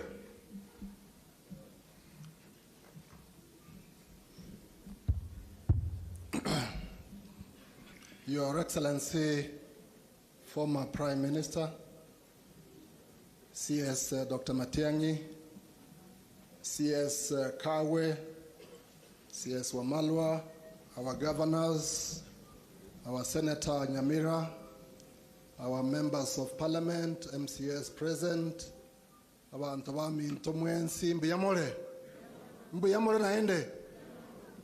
Your Excellency, just like my colleague Susan, let me take to express my gratitude and also to say that I'm very happy for the first time to address you directly.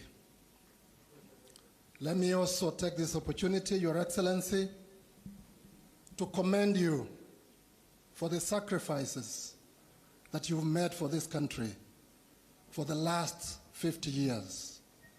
We commend you, we appreciate you, and we want to say that perhaps this is the time now for you to be rewarded.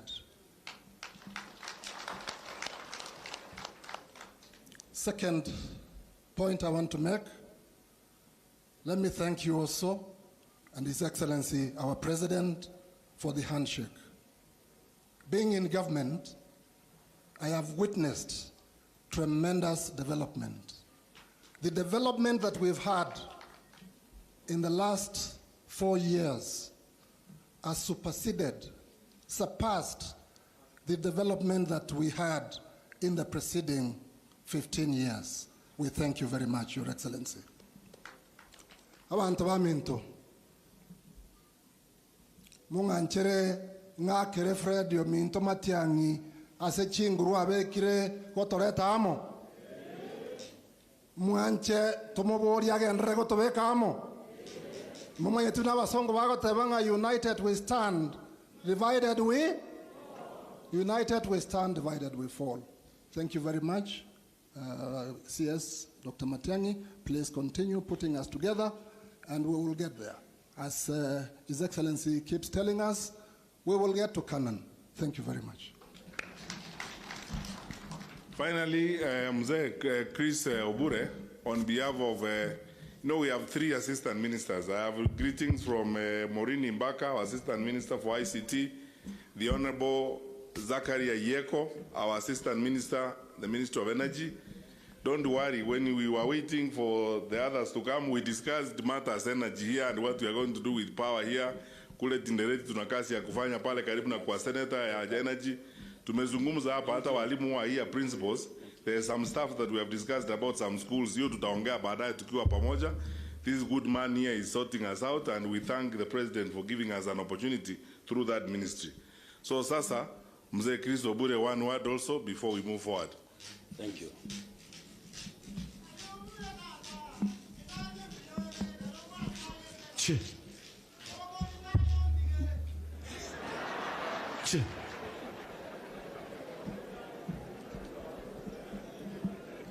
Right Honorable Prime Minister, our Cabinet Secretary is present here. Your Excellency is the Governor of Nyamira and Governor of Kisii. Abantu bamintu mwensi murega igambia mure. Mimi nitasema machache tu kwa niaba ya wenzangu. Kwa sasa mimi nimepewa kazi na serikali ya Mheshimiwa Uhuru Kenyatta kusaidia kwa kutekeleza mipango ya serikali katika wizara. Na wenzangu hapa pia Bwana Zakari Ayeko yuko katika wizara ya Kawi, Energy. Mimi nataka kusema ya kwamba kwa kazi zetu mkubwa wetu direct supervisor ni Bwana Dr. Fred Matiang'i. And I want to say before you ya kwamba I am very proud of the work he's doing. Prime Minister, I am extremely proud of the work he's doing, and because of his personal efforts, I believe that government programs are on course. He is focused, he has a huge capacity, and more importantly, he works hard and he is honest.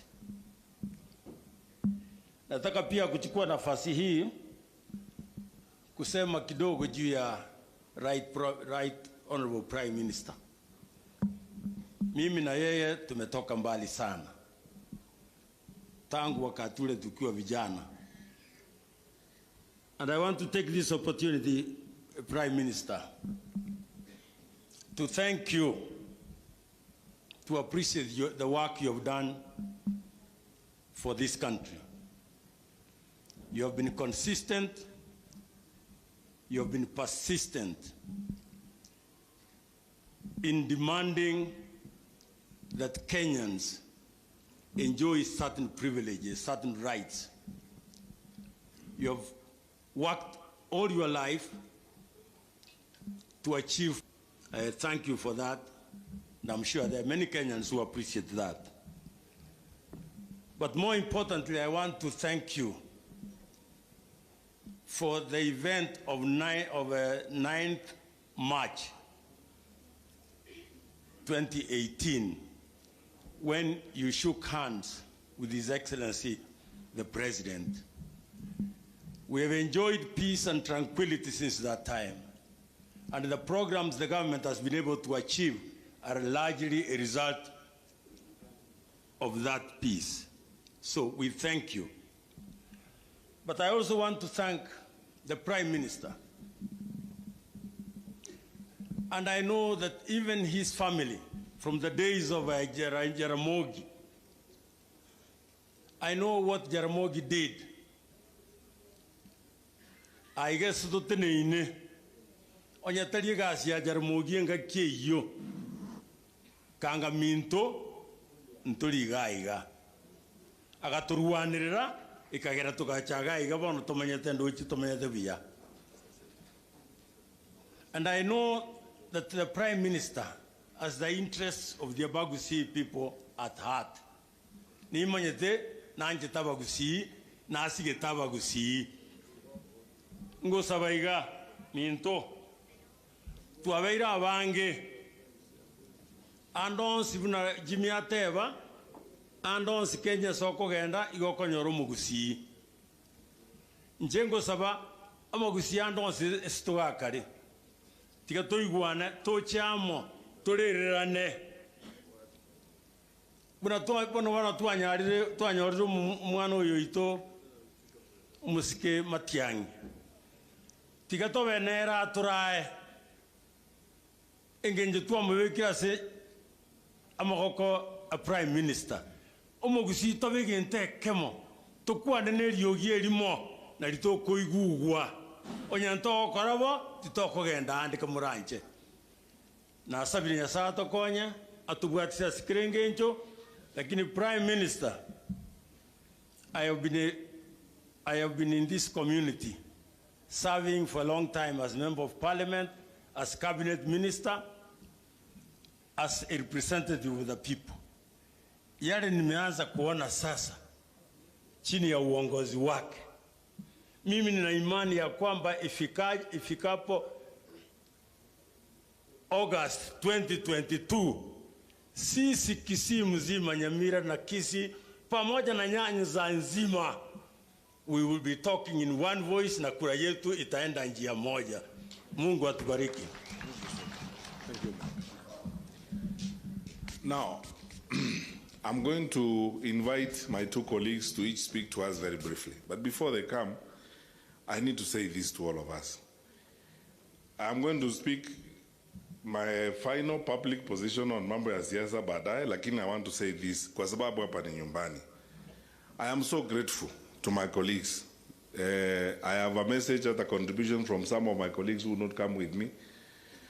Nyasaye nomuya, I have had a fantastic relationship working with my colleagues since Executive Order number 1 when the President asked me to chair them. And I believe the two are going to speak. They can testify that I am not that a harsh prefect. I am a good prefect. And you see, the evidence of me being a good prefect is that I always walk around with my friends. And these ones are very close friends of mine. They're like my brothers. We work very well together.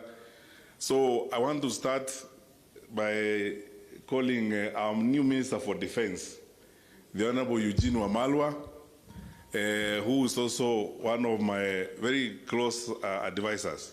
Thank you.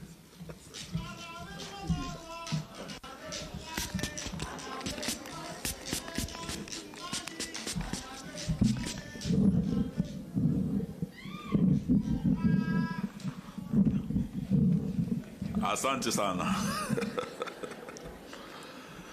Your Excellency Raila Odinga, the second Prime Minister of the Republic of Kenya, Excellencies Governor Ongwae and Nyaribo, my colleagues Fred Matiang'i and Mutahi Kagwe, and all our colleagues from national government, Navandu Nyamira, Vanya Sai, Murembe. Oh, unajua hiyo? Asanteni sana kutukaribisha hapa. Tuje hapa na ndugu yangu Mutahi Kagwe na wenzetu tusimame nanyi. Na nishukuru wanafunzi vile wametukaribisha hapa. Na nimesikia Governor Ongwae anawanunulia mkate. Governor Nyaribo pia anawanunulia mkate. Nilipokuwa Gende nilikuwa napenda mkate sana. Nitaomba kwa heshima pia Governor Ongwae, ni rafiki yangu sana, ni muongezee hiyo 30,000 ile alitoa ili watoto wetu wakule mkate. Governor Ongwae, hii ni ya kuescort wewe. Naona mwalimu mkuu amekuja, asante sana. So kwa leo tumekuja kwa ajili ya maendeleo, na tunashukuru sana yale governors wamesema. Tumefanya kazi nao kwa mambo ya maendeleo hapa Nyamira, mambo ya hospitali vile Governor Nyaribo amesema, na vile upande wa Kisii kwa mambo ya banana processing plant tumekuwa na ndugu Ongwai, na wakanipa jina huko, naitwa Matoke, Eugene Wamalwa Matoke. So nikija hapa niko nyumbani, and I'm here with my brother sababu ya elimu ya watoto wetu hapa, na tumekuja kwa maendeleo, na omugambumu ya ni ule wa kuleta maendeleo, si ndio? Omugambumu ya ni akurete sukuru, omugambumu ya akurete sibitari, lakini omugambumu ya muno ni wakureta omurembe. Na hiyo ndio sababu sisi tukiwa hapa na Prime Minister Raila Odinga tunamshukuru sana na Mheshimiwa Rais kwa ile handshake walifanya, na ikaleta nini? Omurembe. Inamaanisha Mheshimiwa Rais Uhuru Kenyatta ni omugambi omuya, Raila Amolo Odinga ni omugambi omuya. Na hiyo amani ndio tunataka sasa, haswa wakati huu wa uchaguzi, haswa eneo hili la mipakani. Tungependa tuone ndugu zetu wa Kisii wakikaa kwa amani na ndugu zetu wa Kalenjin, ndugu zetu wa Kisii wakikaa kwa amani na ndugu zao wa Jaluo, sababu kura itakuja tarehe 9 mwezi Agosti 2022 na itakwisha. Lakini ninyi hapa mtaendelea kuwa majirani. Tunataka omrembe iwe hapa wakati huu na hata baada ya wakati wa uchaguzi. Na ile handshake vile mnajua, sisi mawaziri ni watu wa mkono wa Uhuru Kenyatta. We are appointed to assist the president. Sasa kama you have been appointed to assist the president, can you resist that president? Akisema yeye under Article 131 of our Constitution is a symbol of national unity, lakini pia jukumu lake kubwa is to promote and to ensure national unity. So akisema handshake yake na Raila italeta amani, ilete maendeleo, sisi na ndugu Fred, ndugu Mutahi Kagwe hapa kama watu wake wa mkono tunaunga mkono. Sijui kama Nyamira mnaunga mkono? Mnaunga mkono hiyo handshake? Amani iwe katika eneo hili. Mwisho, leo tumekuwa na mkutano wa Lake Basin Region Blue Economy Conference kule Kisumu, na tunaangalia county hizi karibu 14 kutoka hapa Kisii hadi kule Kitale. Tunapanga mambo ya maendeleo eneo hili. Nimesikia wanasiasa hapa wakiongea ya kwamba wanataka Raila alete urais Nyanza, lakini Nyanza na Western sisi ni kitu. Bonde la Ziwa Victoria, the Lake Basin, hizi counties, Fred akiwa huku, mimi namaliza mwisho huko Mount Elgon kule Kitale. Mungependa tuwe kitu kimoja? Mungependa tutembee pamoja? So mkipanga mjue hiyo safari tunataka sote tutembee, sote tuko. Asante, Mungu awabariki.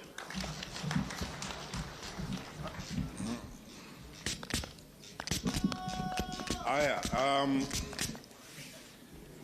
yule nitamuita is one sometimes tunamuitanga waziri wa corona, lakini sasa iko karibu kuisha. Hatuna shida. One of my closest friends in cabinet, very good friend of mine. Nimemtembelea kwake na kwao huko, na amenitembelea hapa mara nyingi. And I always tell him that every time I move around here I see a lot of people. Na ni mtu wetu hapa, rafiki yangu sana, waziri wetu wa afya. And I was very happy about what Susan said. Nilimwambia zamani, and it doesn't need to be told, he's a very nice guy, that you're working with my sister, my younger sister. When I meet her, I look at her face. If she's a little bit stressed, I have course to settle with you.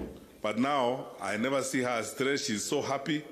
So when you take care of our sister, you are taking care of the community, and we are all happy. I think you people would like to listen to my brother, my friend, and our Cabinet Secretary for Health, Senator Mutahi Kagwe, for a few minutes. Waziri.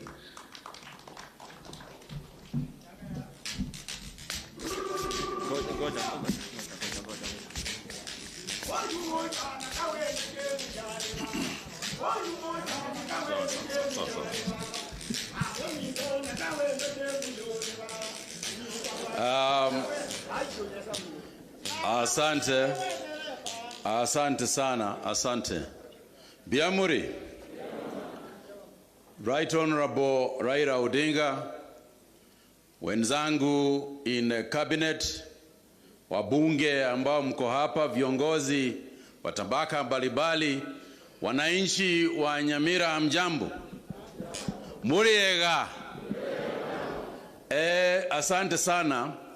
Mimi nimelete salamu kwanza kutoka upande wetu wa Nyeri. Watu wa Nyeri waliniambia nikifika hapa nisalimie watu wa Nyamira na watu wa Kisii. Mumezipokea hizo salamu? Hebu nionyeshe na mkono kama imeingia. Na nikirudi niwapatie zenu, sio? Asante sana. Asante sana mwenzangu and my chairman Fred Matiang'i kwa sababu ya kunialika hapa. Mimi si mara ya kwanza kufika pande hii, nimefika hapa mara mingi. Lakini leo hii nimefika kwa sababu ya kupenda watoto. That's why I'm here. Niko hapa kwa sababu tukisomesha watoto wetu, we secure our future. So today, I want to congratulate the parents of this school, the teachers of this school, the board members of this school, na viongozi wote, the head teachers who I saw here. I recognize the very important work you have done, not only to bring us together for this event, but more importantly, the work that you continue to do for our country in terms of educating our children. Mimi niko hapa kwa sababu nilisoma. Kama singesoma, singekuwa hapa. Kama singesoma, singeelewa mambo ya COVID-19. Hata singemsomea ile na msomea kila siku. Si mnaona nyinyi? Mnasikia mimi nikizungumza upumbavu? Si ni kwa sababu nimesoma. Kwa hivyo mimi nimekuja hapa leo nisaidie pale naweza, ndio watoto, ndio kesho. Wale watoto wako hapa ni viongozi wa kesho. This is where the future president will come from. And the future ministers of health wako hapa. Si unaona speaker mmeshapata? Mshapata speaker. So the next one is ministers and prime ministers and presidents. Kwa hivyo mimi, I am very happy to be here today, and I want to thank my brother Fred Matiang'i for that opportunity. Ya pili, niseme hivi, and I'm glad that my peer Susan Mochache is here because we work very closely, very, very closely together. We work together as a government. Na tukiwa na shida, napigia Ken Ogeto. Pia sasa huyo tunafanya kazi na yeye. Pande hii ingine, chairman wetu ni wa hapa kwenu Fred Matiang'i. Mimi naona hata ananiambia ati akitembea hapa anaona watu wengine kama wanafanana na mimi. Sasa yeye anataka nimwambie siri zangu zote. Hata ingali yeye ni chairman yangu, siri zingine huwezi kuambia, huwezi kujua. Sasa ukiona watu wakifanana na mimi, wewe sasa udifikirie hiyo maneno. Lakini msije mkaambia Mama Kagwe nilisema hivyo, sasa mnianze mambo mengine, sasa vita ingine ambayo mimi sikutarajia. Kwa hivyo it's always a good feeling to be here in Kisii. Lakini kwa sababu leo tumekuja kazi na sisi, wajua mimi sio mwanasiasa. Mimi niliacha siasa wakati tulikuwa na hawa ndugu zangu huko bunge. Sasa mimi ni KYM, kada ya moko. ya Uhuru Kenyatta na tunasaidia yeye kazi. Na wakati huu tunafurahia sana sana sana vile Rais Uhuru Kenyatta, Right Honorable Odinga wanatuongoza na kusaidia sisi kutatua yale matatizo ambayo iko hapa nchi yetu hii ya Kenya. And we are happy because the peace that is prevailing today is as a result of their cooperation. And this cooperation is what we expect to see us through, so that the projects that are currently going on will not stop when the president stops, kwa sababu hiyo uhusiano ndio utaendelea mbele. Wajua ndugu yangu Junet ameniambia ati mimi nitakuja hapa kama mgeni, lakini Junet, nataka kuambia kitu kimoja tu. Wajua mimi si mtu wa siasa, kwa hivyo nitafunza tu wananchi, wale students who are here. I want to teach you a few things. Before independence in 1963, and most of you are not, many people here were not born, but this is a lesson, not politics, lesson. Before independence in 1963, just after the Mau Mau revolution, the one man who refused Kenya to get independence until Jomo Kenyatta was out of prison, the man who said no independence without Jomo Kenyatta. Do you know who was that? Alikuwa nani? Mzee Jaramogi Oginga Odinga. Iyo hatuwezi kusahau. Ya pili, juzi kukawa na msukosuko, kukawa ni nani atakuwa rais. Hapa iko Kibaki, yuko yule mwingine, hata yeye mwenyewe Mheshimiwa Raila Odinga alikuwa hapo tu katika hiyo line ya wale walikuwa nataka kugombea kiti cha rais. Alafu pale Jamhuri Park akasimama akasema Kibaki akasema Kibaki tosha. Si ndio? Si wakisi Kibaki ni wa kutoka kwetu. Si ni jirani yangu pale Udhaya? Yes. Na hiyo hatuwezi kusahau. Ni lesson tu nafunza. Sio mambo mengi nasema, si ni lesson. Kwa hivyo Junet, my brother, you said a very important thing. Anytime you want this nation to move, anytime you want this nation to prosper, Mount Kenya, sisi watu wa mlima, na Nyanza tunakuwaga kitu kimoja. That is the only time Kenya moves on.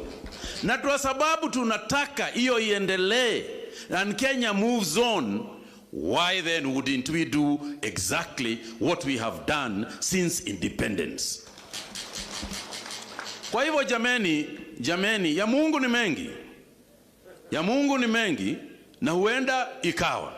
Lakini vile sisi tungetaka ni ile uhusiano tunaona saa hii iendelee.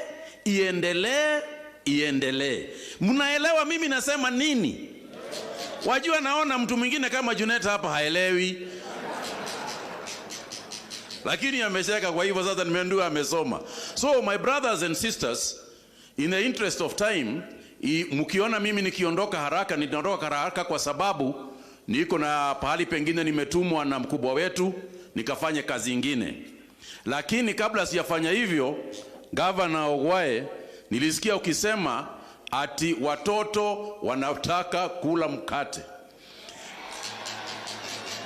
Na mimi wakati nilikuwa mwanafunzi kule Kagumu High School, nilikuwa nakula nusu mkate peke yangu. Kwa hivyo vile nataka tufanye, mimi nitakupatia yangu 1,100 ya mkate. Na kwa sababu bosi yangu wako hapa, pia mimi siwezi kutoa pesa bila yeye kutoa. Kwa hivyo hata yeye 1,100 ya mkate. Si wanafunzi mmefurahia hiyo? Tuko pamoja. Ya mwisho kabisa, mujikinge hii corona. Mnasikia hivyo? Nilisema you can get it. You can get it. And if you treat this disease normally, it will treat you abnormally. Asanteni sana, Mungu asifiwe. Yes. Thank you.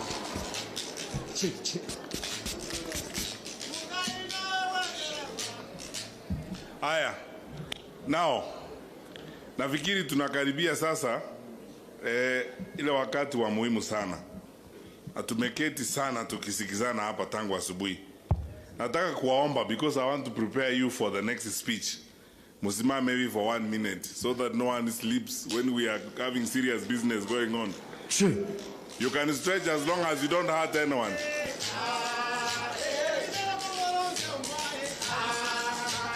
Aya, now let us be seated. Tukae chini. Aya. Abantu baminto. I want to ask you, Montegere, Kiri Buna Majari Nyongo for 2 minutes. I have something important to say. Kwanza kabisa, Honorable Prime Minister, hapa ni nyumbani. This is my home area. If this were those old days, you could walk home that direction and you go to my mother's house. All these people here are my home people. I've grown up amongst these people. And let me start by saying thank you and how grateful I am that you accepted our invitation to join us to build this school. It's one of the schools that is growing here, and you have heard how it has grown within a very short time. Pande hii ya Kenya, like many other parts of the country, we are investing heavily in education because, as my brother said here, if we had not gone to school, we will not be here. We will not be doing the jobs we are doing. Our God Almighty has blessed us and helped us through education. That is why we must put all our energies in education. I thank the principal of this school. I thank my colleague teachers, the principals who were here before us. I know many of them because I've worked with them. I know the sacrifices they make and how hard they work. I keep telling people, except for the president and us in the security sector, probably the people who do the next most difficult job are school principals. Because we all go home, we leave our thousands of children with them. Some of us in our families, 3, 4 kids are a problem to manage, but we bring thousands of our children to these wonderful people. And they patiently look after them, sometimes when they don't even have enough resources. We should celebrate them and thank them for the work they do. And thank particularly the ones who are hardworking and successful and who have raised schools like the one in this school. Pandei yetu we work together with my leaders here on education. We have done a lot. We started the program of building these mega dormitories so that we can accommodate most of our children. We are doing this school today. After this, Ben Momanya and I are going to deal with Nyando Chebere, which is about 6-7 kilometers from here. A nice girls' school that is also coming up, and you can see the population is growing. The other day, Jerusha and I were at Rio Oga school where I was so pained. I know, Prime Minister, I went to that school and I didn't sleep that night. I found a school that has got 1,717 of our kids. Wengine wanalala chini hawana dormitory. Since I went to that school last week on Saturday, tomorrow will be Saturday, the whole of this week I've done nothing but work for Rio Oga Secondary School, where I managed successfully to persuade our colleagues in TSC to give them additional 13 teachers.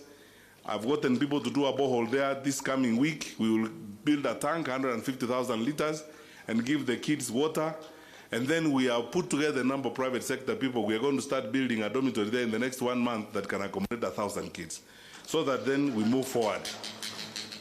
Then we have Tombe Girls down the road, where we have a dormitory to do for 860 kids, which we have to finish and sort out. Then 2 weeks from now, with the chairman, National Land Commission, Gal Shomotachi, where he's the chairman of the board at Nyakemincha, we will be raising funds to do classrooms there. We want to support the growth of education in our area, because for us, that is how and the avenue through which God has blessed us. Everywhere you go in the world, US, everywhere you find our people there, they have gone through the avenue of education. That's why we must invest in the education of our children as we go forward. So I want to assure the board, principal, na wale wengine, we will continue to do this work for as long as God gives us an opportunity to do it, because that is how we will help our people.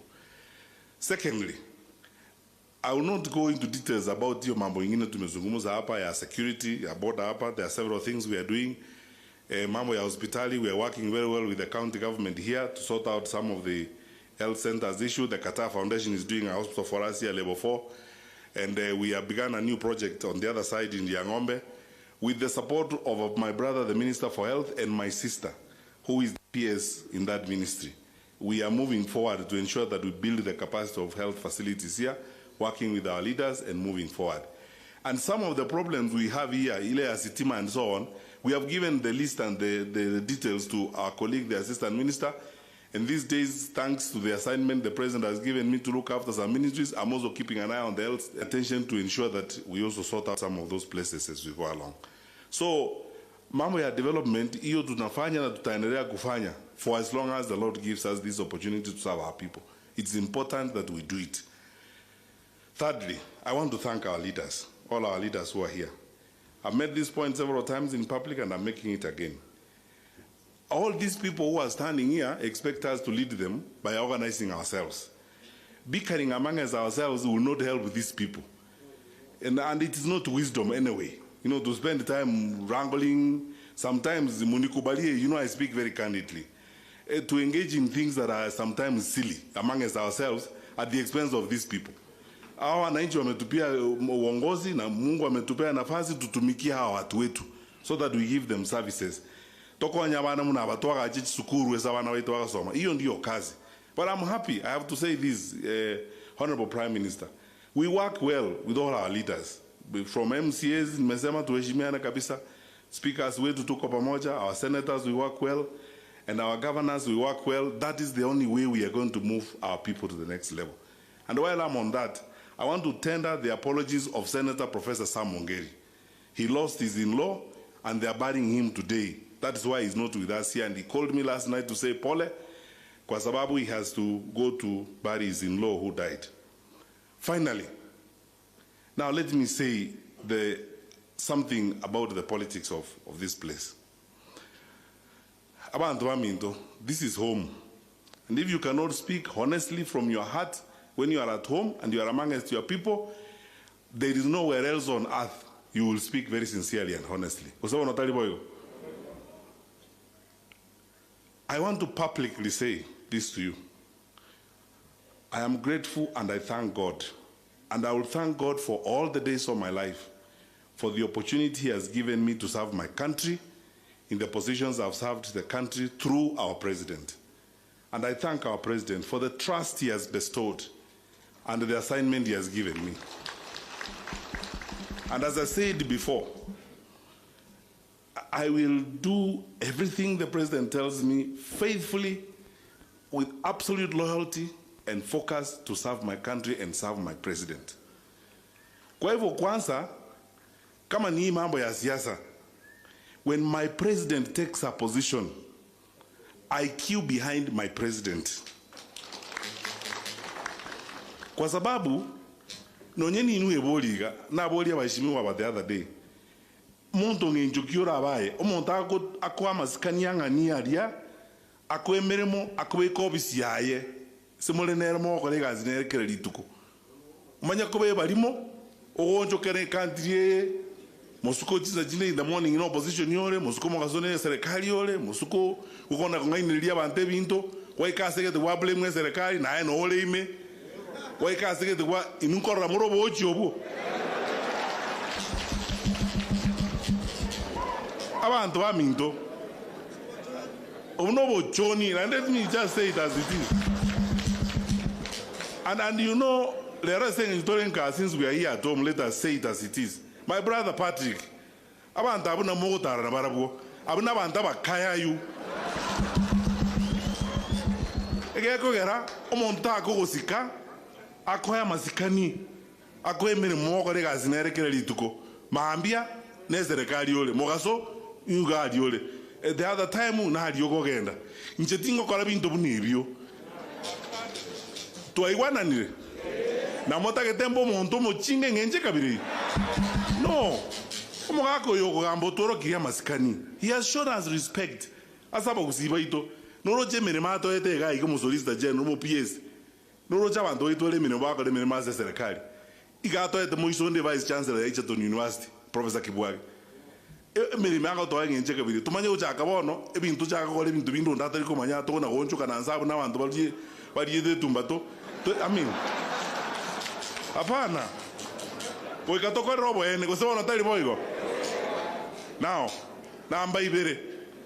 I also want to say this publicly. To the record. Mimi, tangu the handshake, me have sat down with Mzee here. I'm confirming it to you. I have sat down with Mzee.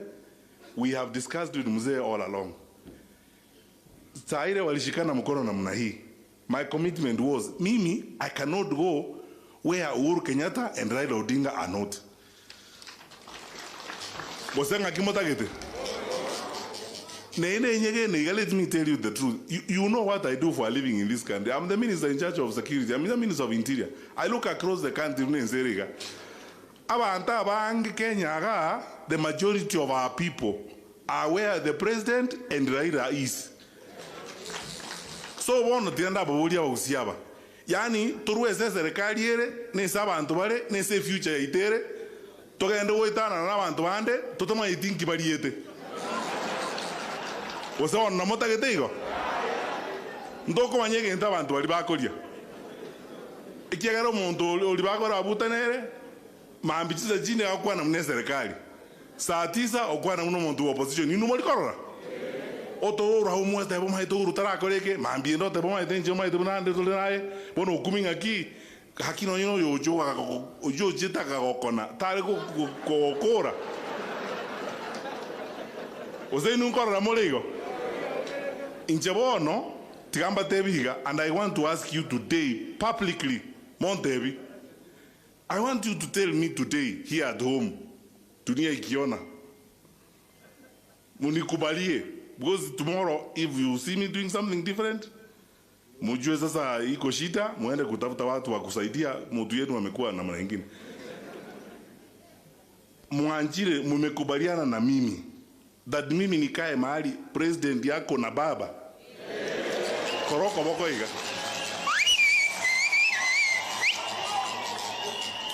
Igonje tinkoruo.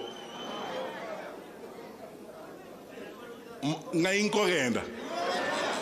Nonko bere sawa bale babere. Nene munanko batebo tambe abagusina abantu abangaini mule. Omonte kera gocha kobaka amanyamisiro monene. Yokora igeri kuna abanyamisira bali okobori igikabo. Mwagena na barabuo bako tenga ya bori gente to no chabo bako ikalia aikwali ke liwakire kwa rabuna bakora bako kora na ndabate ya bako togende maambio bwa teroro ababono maito na bariga no ne kara bako me na babere i bako ndebinga ya njuo cha karanza ga ni karam ni karatas likeke abantu ba minto komota ke tendu ororo hapana. I can't. Igonje to iwana niriga. Mombori na ndi tukulini ngaki. Don't ask me another day. Oh, you know, I have now told you where I am. When you see Tocheko Bibuata, Karba Bitikire. So now, I have now sealed a covenant with these people at home. I have told them publicly that mimi siwezi kuwa mahali where you are not and where the president is not, because I will be losing my people. Kinko siria bantu ba minto na ere tigamba te mai somo le monte gere mami bacha ko ngongora bantu bali ba na Patrick lakini mo manyega mo bate biga bantu ba minto abantu ba minta bagusia bange abantu bonsi ense ngima no bale guys tole lakini umoroje mo karega ali zwa kumbogana ntuo no tora twense ense serikali abagusi tu anako baba ombogani ntuo kumbogana ngenje kabiri ngamune yo abagusi to wake sabu to akaranza ntuo manyanga serikali na era nincho mo minister motangani mbwate bendera gusingo chikurusia abagusi serikali mbairo sana ime rubaba nyamwe barenge babo sagini babo nyonka mwakanya chao minto ralire nabantu bande bonzi ko bayire tabagusi ase serikali ko toko bane serikali ikiere binde bitoka rabyo basi mwaza komboli msiniulize siku nyingine tena niko wapi sasa mmeniambia nyinyi wenyewe hasa nataka tukae kwa hiyo safari La bali bana ototianira. Patrick no monto mintale na nese moyanale. Abanda libo tara koma na bantaba ya no embali mokora na mwaber na barubu eso mogabani zba koragira ngo bate butami ngaki twensi ko na toro hoteli. Oto koragira tuacha kanto koraro. La boko ragero oira negocha. To basa kweba bantu ami no twensi no tora. Tago twekero kabena intu. Você vai notar ele boigo. Tá o bararole. Na ndengere ba bebinga ki abajumba amba maite. Engere mona ototiana nsa moja sanga kinga bana wakati kazi wa serikali wa mama Matiang'i tikai no chisoke tojo tonyora na makoli. Ya. Tonyora na makoli esa basaja bande tumera norro. Timanye ko baruetebe. Montu manye kanenga kichikoba. Você vai notar ele boigo. Awakuna. Na ndemo maite botamba bantu ba minto. Ikento kuba yere libotambe niki. Tinko bo monto mo ise ko bo monto mo ba ula blete ba ku sit down e ki ala ntunto libo ba ko se wona tali boyo ntunto libo ba o yonya ga nyene ze nyameni ata ite ndale tole ntunto ko sa nyameni lakini nye kaye tagete no tole iko wona ndagete nataka sasa kwa sababu mmempea sa mimi zaire kubwa mahali ya kukaa na mzee vile nitakaa nataka sasa nyinyi wote tumkaribishe mzee atuzungumzie na akitumaliza kuzungumzia hawa wenzangu mawaziri watakuja hapa tutoe harambe mbio mbio ili twende. Sasa nataka kumwalika mzee wetu former Prime Minister Raila Odinga atuzungumzie. Mzee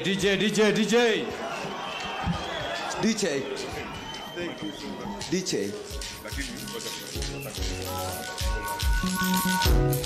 Aje gwandi ligara bomito Aje gwandi ligara bomito Nakikusingo kora irumi Nakikusingo kora amurumi Amurumi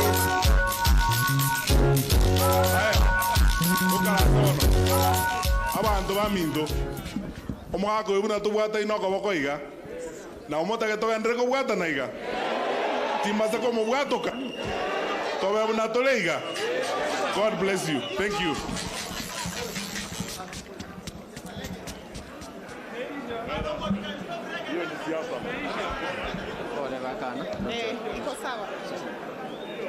Haya.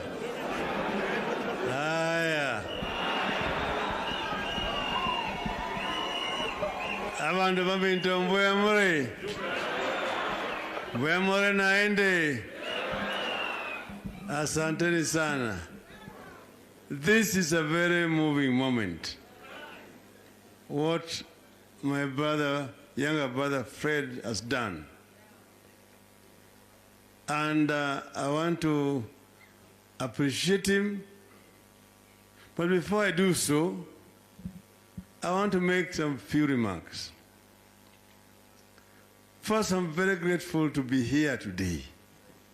And I always feel very much at home here. Because these are my people. They always vote for me.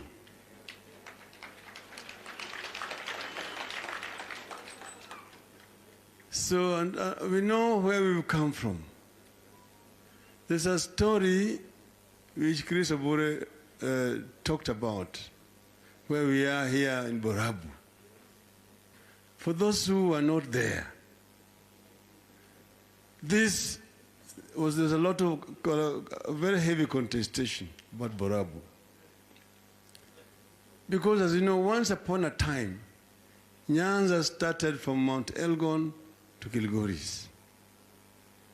But in 1963, because of Majimbo boundary, Nyanza was dismembered. North Nyanza became what is now today Western Province, because they were in Kadu.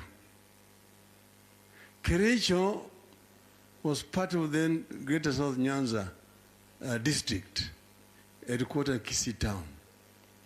Then later on, Kericho became a district, but in Nyanza. But in 1963, because they were in Kadu, they were being moved from Nyanza to the Rift Valley. And the border became contentious because, and this is the border, this was a settlement area. And they insisted that the whole tea plantation should go with the Kericho that side. If you read the 1963 Boundary Commission report, you'll find that. Jaramogi said, no, this must remain in Nyanza. And he was telling us later that they walked on foot up to where the border is today. And they had foreseen that the Kisii was becoming so crowded down there, needed a place to overflow.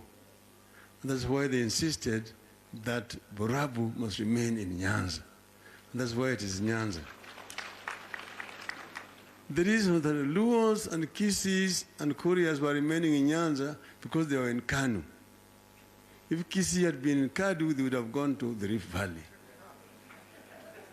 That was how they were manipulating the boundary at that time. So you come from very far, and there's a lot that is shared in common here.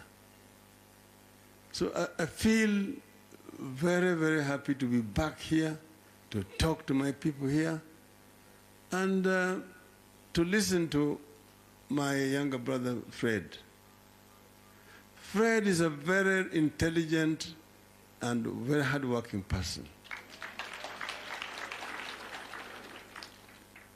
He was teaching at Egerton University, but he was also doing consultancy, and was actually coming to Parliament to run courses for members of Parliament. That's where we met for the first time. And he has continued to be very dedicated, even as a minister. And I know that President Uhuru Kenyatta has a lot of faith in Fred Matiang'i. Yeye ni mtu ambaye anajua kuchapa kazi, tena hana uoga. So there were times when we were talking here, and I had discussions even with my younger brother there, Mr. Onyonka. And mimi nilisema mimi najua mambo ya Matiang'i. We discussed with him how things should be. And at one time I said, I'm ready to support Fred Matiang'i. But when we later on did a review and looked at how the forest was looking like, then he agreed. He told me, you should actually finish, go into this forest first. Menyana na hii nyang'au kwanza. But we are together.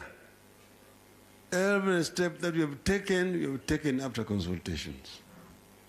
And that's why when he was coming to make this merger statement, he asked me to come. But I didn't know what he was going to say. But I'm very happy that he said it here.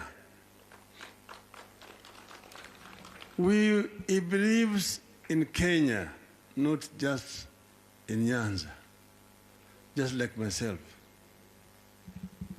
When we wanted to do a meeting here for Nyanza people in Sikri, it actually coincided with the day when the president had just extended the curfew.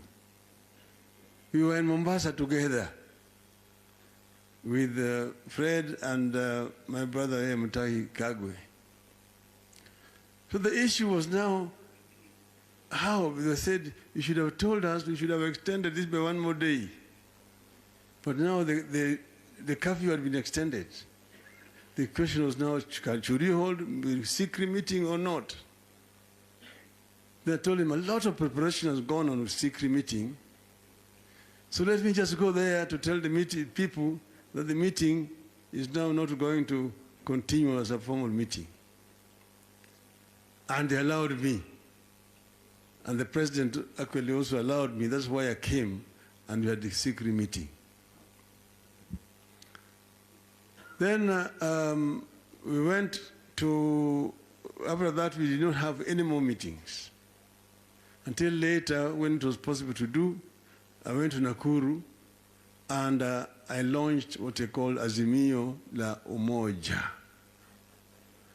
That means a declaration of unity of the people of Kenya. that we want to unite all the people of Kenya and become one, as the founding fathers of our nation wanted, which you find in our national anthem, ambayo inasema, Lord bless this land of ours, justice be our shield and defender, may we dwell in unity, peace and liberty, plenty be found within our borders. But may we dwell in unity. Kenya has been torn along ethnic lines. There's a lot of hatred and a lot of tension. On the surface, wanacheka. Lakini down there, deep down there, they are rooted in ethnicity. When a young man goes to do an interview and is highly qualified, he faces a panel of interviewers. The moment he or she mentions the name, that panel already knows that, oh, we are anaribu wakati yake. They know that this job is not for this person. So you are denied or given a job on the basis of your ethnicity, not on the basis of your qualification. This you must end, so that merit becomes the basis of appointment and promotion in civil service. It is doable, but it's not doable when you have got people who believe in what you believe in. And that's why I'm saying we are going to work together. We need to unite the people of the country, because this country has got a great potential. You can realize the Kenyan dream as coined by our founding fathers. The Kenyan dream, which at the end says, plenty be found within our borders. And in the Bible, the country where the plenty is found is called what? It's called what? That is the Canaan I've been talking about. Sio Raila ndiye amesema, waanzilishi wa taifa letu ndio walisema. That is the Canaan, where plenty was going to come through the sweat and toil of our people. So we must give our people opportunity to be able to realize their potentials. Abagusi are very hardworking people. You find them all over Kenya. You go to Kitale, you go to Molo, Nakuru, Mombasa, then go to the US, Nyumbani, kule Minnesota, hapo New Jersey, Texas, huko kida Kizindogo huko. They are very hardworking. So give them opportunity in this country, and they will actually be able to perform properly. So this is what I think about. The same thing with the rest of the people of this country. We need to be given equal opportunity. That is the Kenya that we want to build. Hiyo ndio Kenya tunataka kujenga. That is what Raila Odinga stands for. That's what Raila Odinga stands for. And that's the reason why we did the handshake when the country was totally torn. People had drawn different maps of the country. They had dismembered the country. There was a United People's Republic of Kenya, and then the Republic of Kenya. Kasema sasa tuchome picha yote ya rais, alafu tuanze kutoza ushuru tuendelee mambo yetu kupande yetu. I said no. That will take this country to Somalia. President aliambiwa Raila amefanya treason, tumshtaki, tumpeleke makamiti, tumnyonge, mambo ishe. Akasema no, that will take this country to Somalia. Alafu tukakutana. Then we said that Kenya is greater than all of us. And that is the meaning of the handshake. That we shake hands to unite Kenya. So this is what I want to do.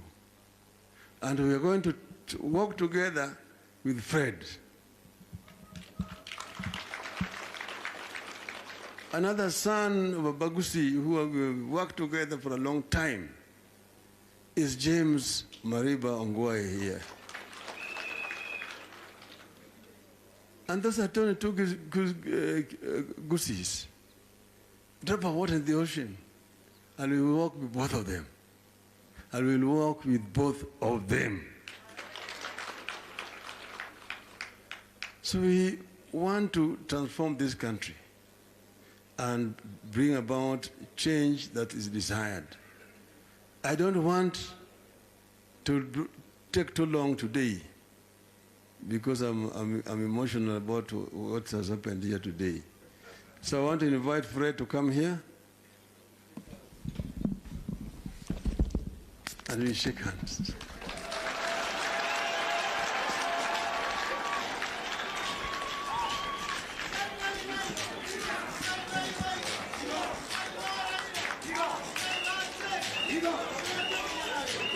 James, come here.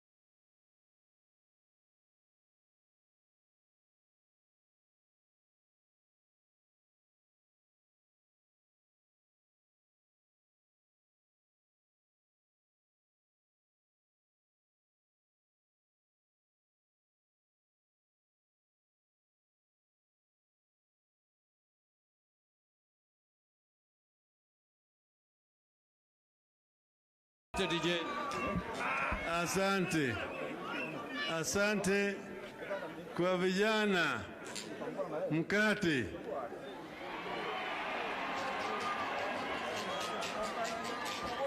Mimi natoa 100. 100 kwa mkate ya vijana.